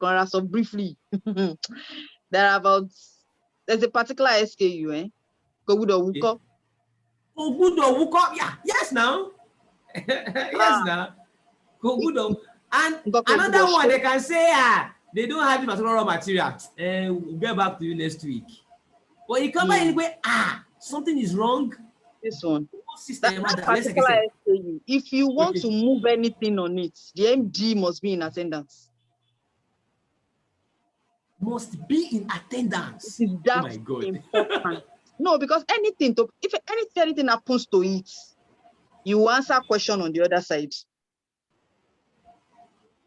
So changes that you will make on other SKUs that you just do it, the change management board, it just goes. This one, you must carry the meeting to the MTs.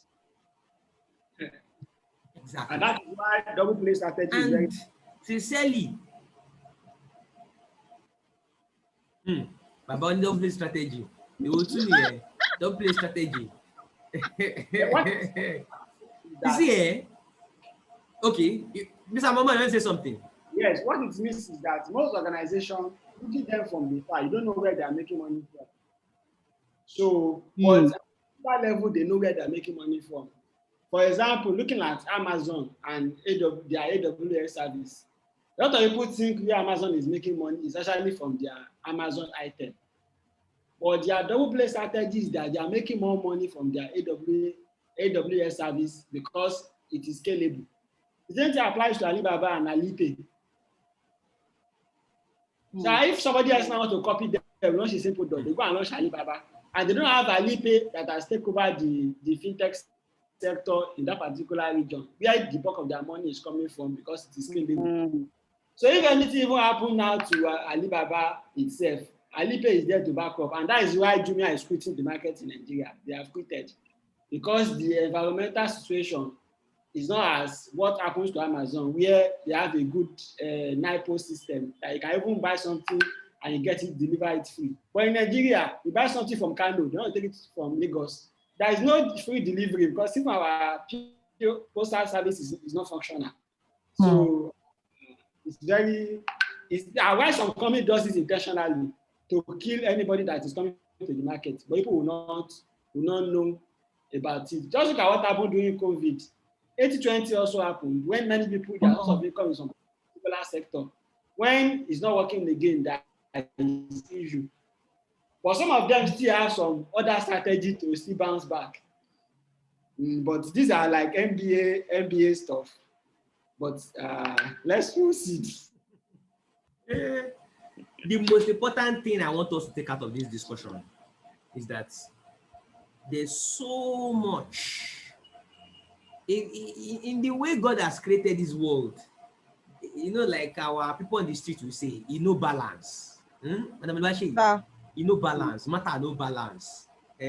Some matters are more equal than others. And all matters are equal, but some matters are more equal than others. And interestingly, that's how it is in almost every facet of our life. And that's the reason why you find people like Tim Ferriss that will tell you in 4-hour work week, identify the 20% that is important and ignore the 80%. He's not even saying, he's saying ignore the 80% and concentrate all your firepower on the 20%. You understand? Ignore 80%, but well, maybe ignore, that might be a bit very hard. It's not like you necessarily have to ignore. But what the most important, okay, let's just look at the slide now. Look at the slide now. Like, look at some of us here who do support. You realize that 80% of the problems people are complaining about are usually around 20% of sources of problem. But that's the reason why you find out that a lot of organizations are highly ineffective in the way they run. So if you have 20% of issues causing 80% of the complaints, but you wouldn't even know if you don't sit down to track. For example, no issue log. Nobody is logging issues. People are complaining, you are attending to them. People are complaining, you are attending to them. You are just so busy with the operational issues of, gree. Draw yourself out of the gree and analyze. In the past 72 hours, in the past 2 weeks, where is a list of what I've attended to? Okay, issue number 1 about this topic, issue number 2 about this topic, issue number 3. And then you realize that, so if I can solve these 2, 3, 4 topics that cause almost 80% of the issues, what it means is that I will have been able to take away 80% of the complaints. But you wouldn't be able to achieve this level if you are so embedded into the puzzle and you don't take out time to think and, find out what's going on. If you look at this slide now, look at this case of that's how it works. That's why most Nigerians are not productive. Most humans, don't say Nigerians, most humans are not productive. Exactly. An average human being is not very productive. productive people. No, let me say Africans. Because we don't have basics. We have 200 million Nigerians. The reality is that it's only about 35 million that has money, that is even collecting salary. So which means we say we have 200 million, we start calculating 35 million. Out of the 35 million self, they don't have basic means of survival. They have to provide everything themselves. So they're also poor. And when you never shop or you don't know how to pay house rent, you cannot think straight. Unlike other developed countries where there is electricity, you can even pay per month. Not in Nigeria, you can use all your entire money to pay for house rent. In Dubai, you pay per month. Even office, you pay per month. If you don't work, you quit, go to next business. For Nigeria, landlord don't use your money, do burial. So you cannot think straight. It's just very. So it's not even easy now to systemize if you have not survived, because survival is succeeding. And that's why it's even more important to systemize. Because when you systemize, you can take out time to work on your business, not inside the business. To work on your project, not inside the project. Mr. Muhammad, the motivational speaker. Anyway, thank you very much. We have a special guest of honor in class today. It's Ogatoya Jani, alias Omosan Class Uyowole. Which one is the first name? Omosan Class is the first name. Uyowole is the second name. Omosan Class Uyowole, first name, second name, middle name Odakejeje. Omosan Class Dakejeje Uyowole. Anyway, we said we'll finish on time. And I have a predecessor. I don't want to mention the person's name. No Allah. Okay, let's finish. We have a few minutes left for today's class. I was thinking we'll finish like 9:30, but 9:30 work. Oh yeah, let's finish 10. So summarily, please Pareto. Don't joke with Pareto, please. Don't joke with Pareto. It's almost as. You have a what? I have a YouTube series on Pareto on my YouTube channel. Okay, yeah, I think I've seen that before. You can share it in the group. Let's also watch. At least let's watch from you. Share it in the group. Let's have that. So if you look at this graph now, just like what we were talking about, sometimes you need to extract yourself from what you are doing to be able to do metrics. And that's why I realized that in project management, area of control, monitoring and controlling, we don't joke with it. Because whatever you are doing, if you're not doing monitoring and controlling, how do you want to optimize? Before you even talk of optimizing, how do you even want to get value, self? How do you even know if you are getting value if you don't do monitoring and controlling? So that's on that side. So in the direction of managing quality on a project, they will tell you that all the issues you are facing, can you plot them on a chart to say, okay, Hmm. the number of issues per topic, Now you can see here, you can notice that from this graph now, you can see that, how do I put it now? You can see that the chunk of issues that they are having is around issues of was overpriced, small portions, noisy. So meaning that if you can look for solution to your product being overpriced, your product having small portions, or something being, your restaurant being noisy, this way you would have solved a big chunk of the complaints that you have. A big chunk of the complaints that you have. At least those three, they cover quite a lot in terms of number of complaints. So that's that. And then statistical sampling, that's another technique or tool when you are doing quality management. If you produce like 1 million pieces of something and you want to do quality check, you would not be able to go and check all of the 1 million. You will not have that time, you will not have that money. So rather, what you're expected to do is you're supposed to do statistical sampling. There are different types of statistical sampling, but we won't go into all of that now. There are different types of sampling. But what is sufficient for us to understand is you don't have to go and select every one of them. There are different ways of sampling that you'll be able to say, okay, the result of what you have sampled is representative, that can cover all the possible samples. That's that. So statistical sampling process, no need to discuss that. Okay, let's hear Toya Jani. Toya Jani, do you mind reading from this slide for us? As there be proof that you came to class. Guidelines to controlling project quality. Okay. Conduct inspections to detect quality errors as project work is ongoing. Okay. Use Pareto diagrams to focus corrective actions on the problems having the greatest effect on overall quality performance. Use Okay. control charts to analyze and communicate the variability of the process or project activity over time. Identify ways to eliminate causes of unsatisfactory results. Use flowcharts to identify redundancies, missed steps, or the source of quality performance problems. Initiate process adjustments by implementing corrective or preventive actions necessary to bring the quality of work results to an acceptable level. Continue to monitor, measure, and adjust quality throughout the project lifecycle. So this is a like a copy and paste set of guidelines when you want to control project quality. Aha.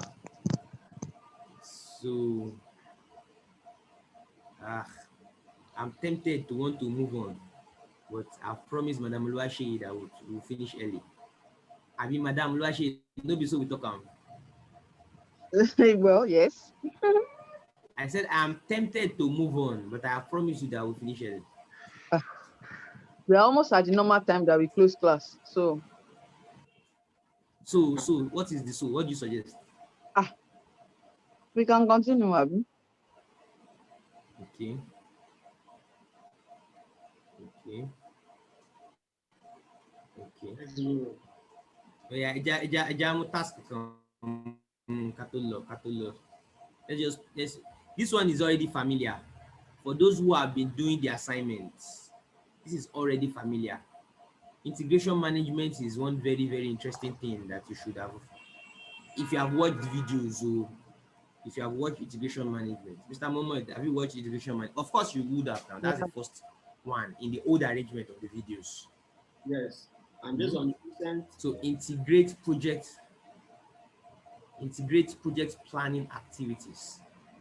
So The whole idea of integrate project planning activities is that integration is about ensuring that the system can work together. The various elements of the system, individually, they are working well. And then in terms of how they are interrelated with one another, they are also working well. So that's why you see something like ground rules. Manage and rectify ground rule violations. If you don't manage your ground rules well, your project will not be able to work because you need rules to ensure sanity. Consolidate the project plans, the phase plans, assess plans for dependencies, gaps, continued business value, analyze the data you have collected, collect and analyze data to make informed project decisions, determine critical information requirements, plan and manage business compliance to business project compliance to business factors. Okay, as I explained, many plans are built, maintained and executed throughout the project. Project manager and others must assess and coordinate all plans and activities. A holistic integrated view ties all the plans together. That's integration, tying different things together. You want to align your efforts because those things should be, it should be in synchrony. How do I put it? Yes. And highlight how they will depend on each other. It's An 22 integrated hours. view of all plans can identify and correct gaps or conflicts. A consolidation of the plans encapsulates all the overall project plan and intended business value. There's something I want us to understand at this point. Very important.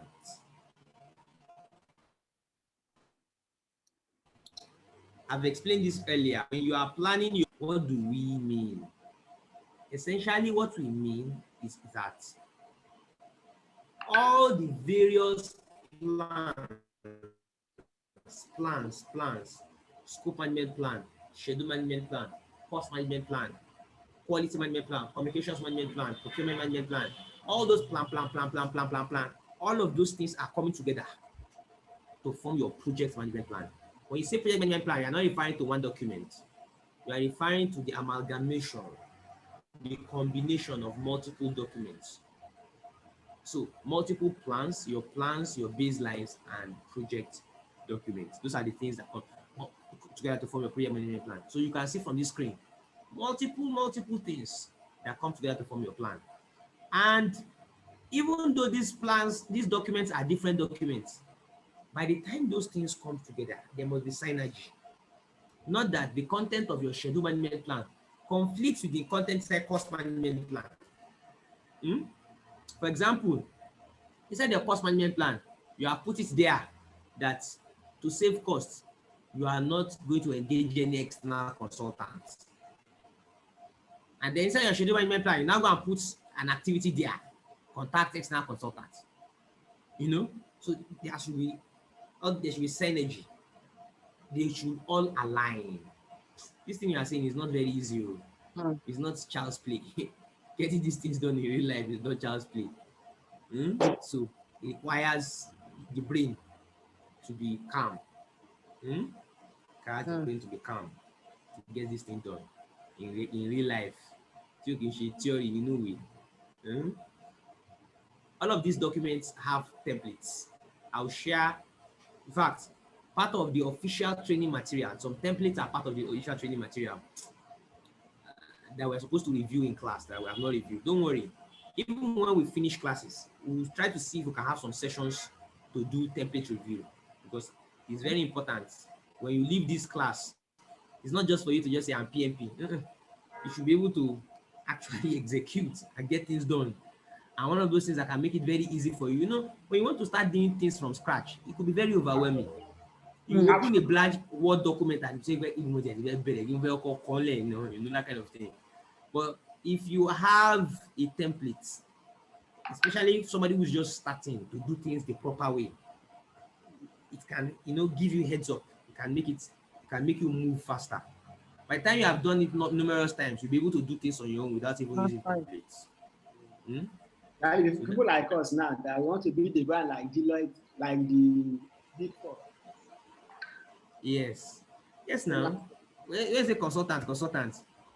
A consultant is a consultant because he has access to some systems that can work for you, access to some frameworks that they can plug into your context and make work for you, access to some templates that can work for you. Document consultant none here. And then has a lot of experience using those frameworks for other people and then knowing exactly how it can make it work for you.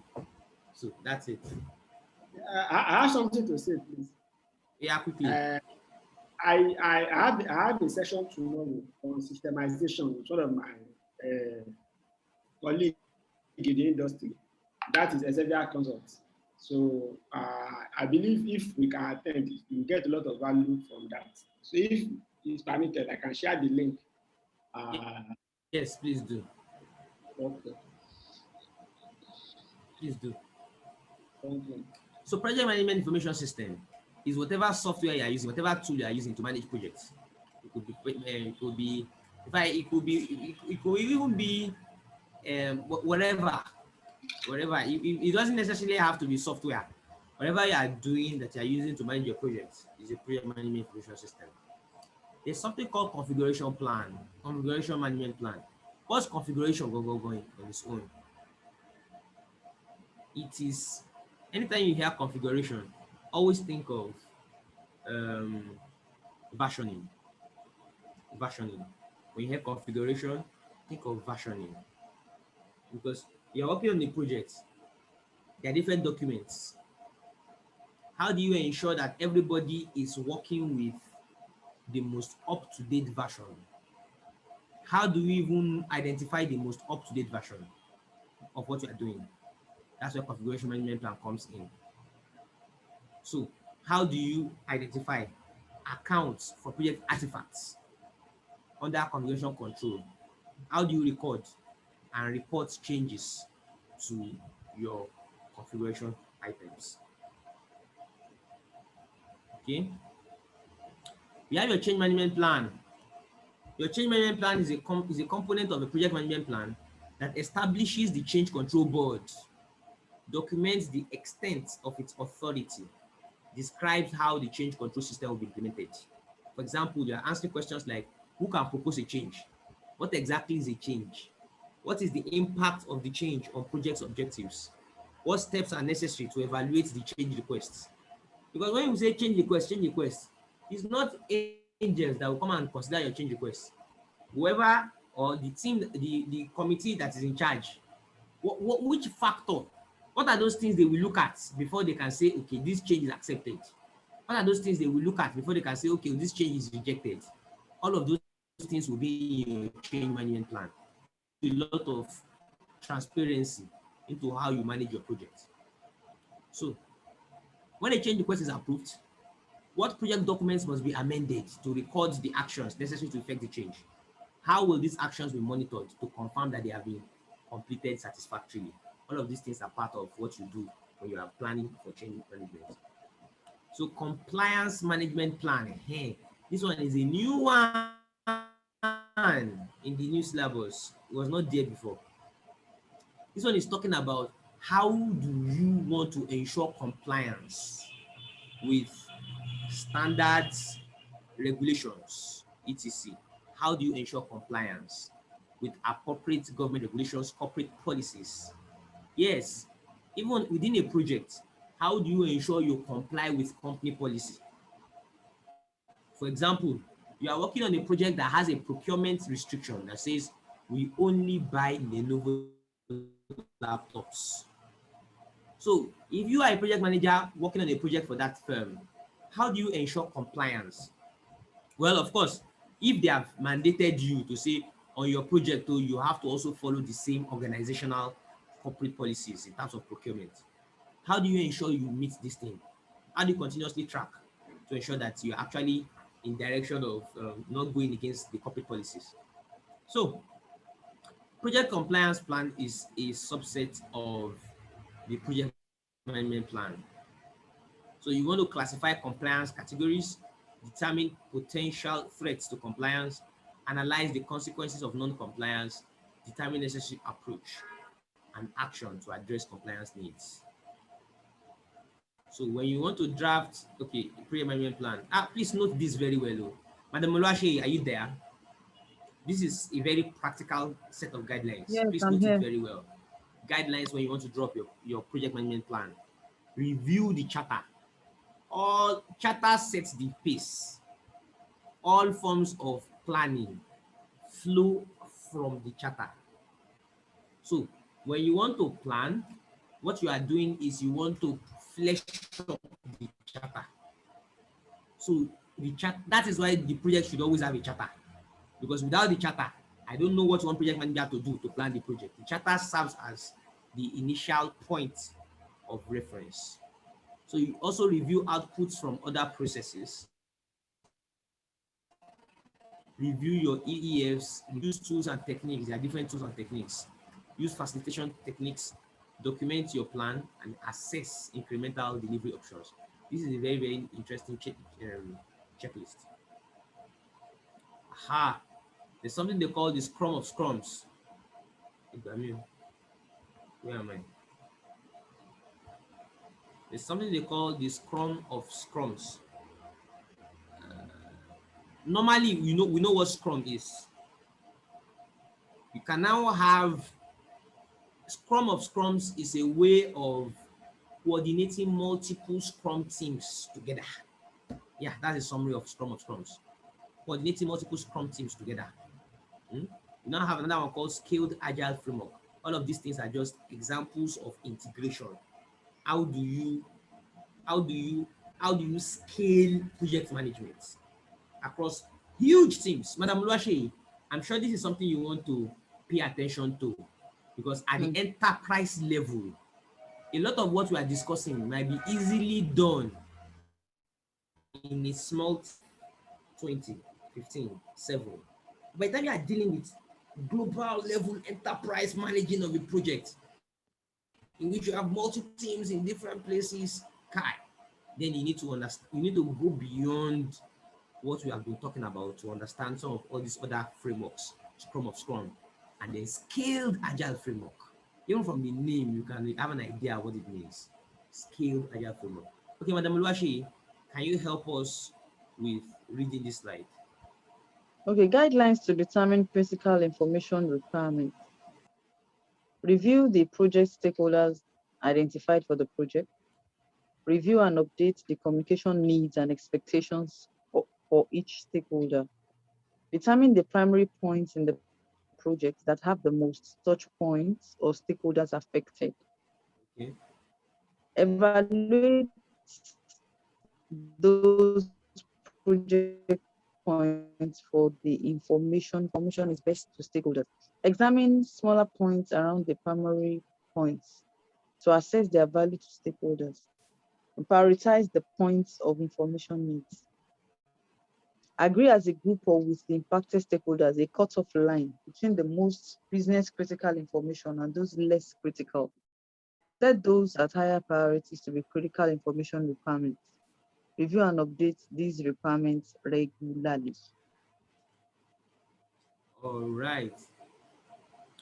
Thank you very much. So I think we can call it a day at this point. What comes next? Tomorrow, we're supposed to do, tomorrow, we're supposed to do two things. We're supposed to watch scope management Schedule, in scope. the manual. Sorry, schedule management. Yes, sir. Sorry. By now, it's expected that you will have watched cost, you'll have watched scope. So it's schedule and quality we want to watch. Please. Schedule and quality. Initially, I wanted us to rush and finish the whole syllabus this weekend, but sincerely, each time I want to rush, I just call myself back again, say, Arakuni, don't rush. So let's see if people would meet up. Mr. Mohammed, will you meet up? Would you read up on quality and schedule? I will act accordingly. Mr. Mohammed, will you do it? Yes, I'll act accordingly. Mr. Toya Jani, are you with us? Hello, Toya Jani. Yes, I'm here. I'm here. I'm here. Would you do it? I'm here. I'm here. I'm asking you a Yes, question. yes, yes, yes. You are expected to read through or to watch quality I said yes, and yes. I said schedule. yes. I heard you. Okay, at what time tomorrow should we call you to confirm if you are finished or that you are doing it? Okay. Mr. Toya Jani. You know exactly how long it is. Do you know exactly how long the video is? Between today, at least not less than 2 hours, 2.5 hours. Okay. And 2 p.m. 3 p.m. Beautiful. So we'll call you by 2 p.m. tomorrow. Madam Oluwaseyi, our markets. Sheyi said Ah, go watch am. yeah, how are you? My question is, so the next class will be when? 2 p.m. on Sunday, Mm, or still evening of yes. Sunday at planned? No, 2 p.m. of Sunday. Okay, 2 p.m. of Sunday. okay, 2 p.m. of Sunday. all right. Mr. Mama, did you hear that? 2 p.m. on Sunday. Yes, I got that. That's 2 to 5, right?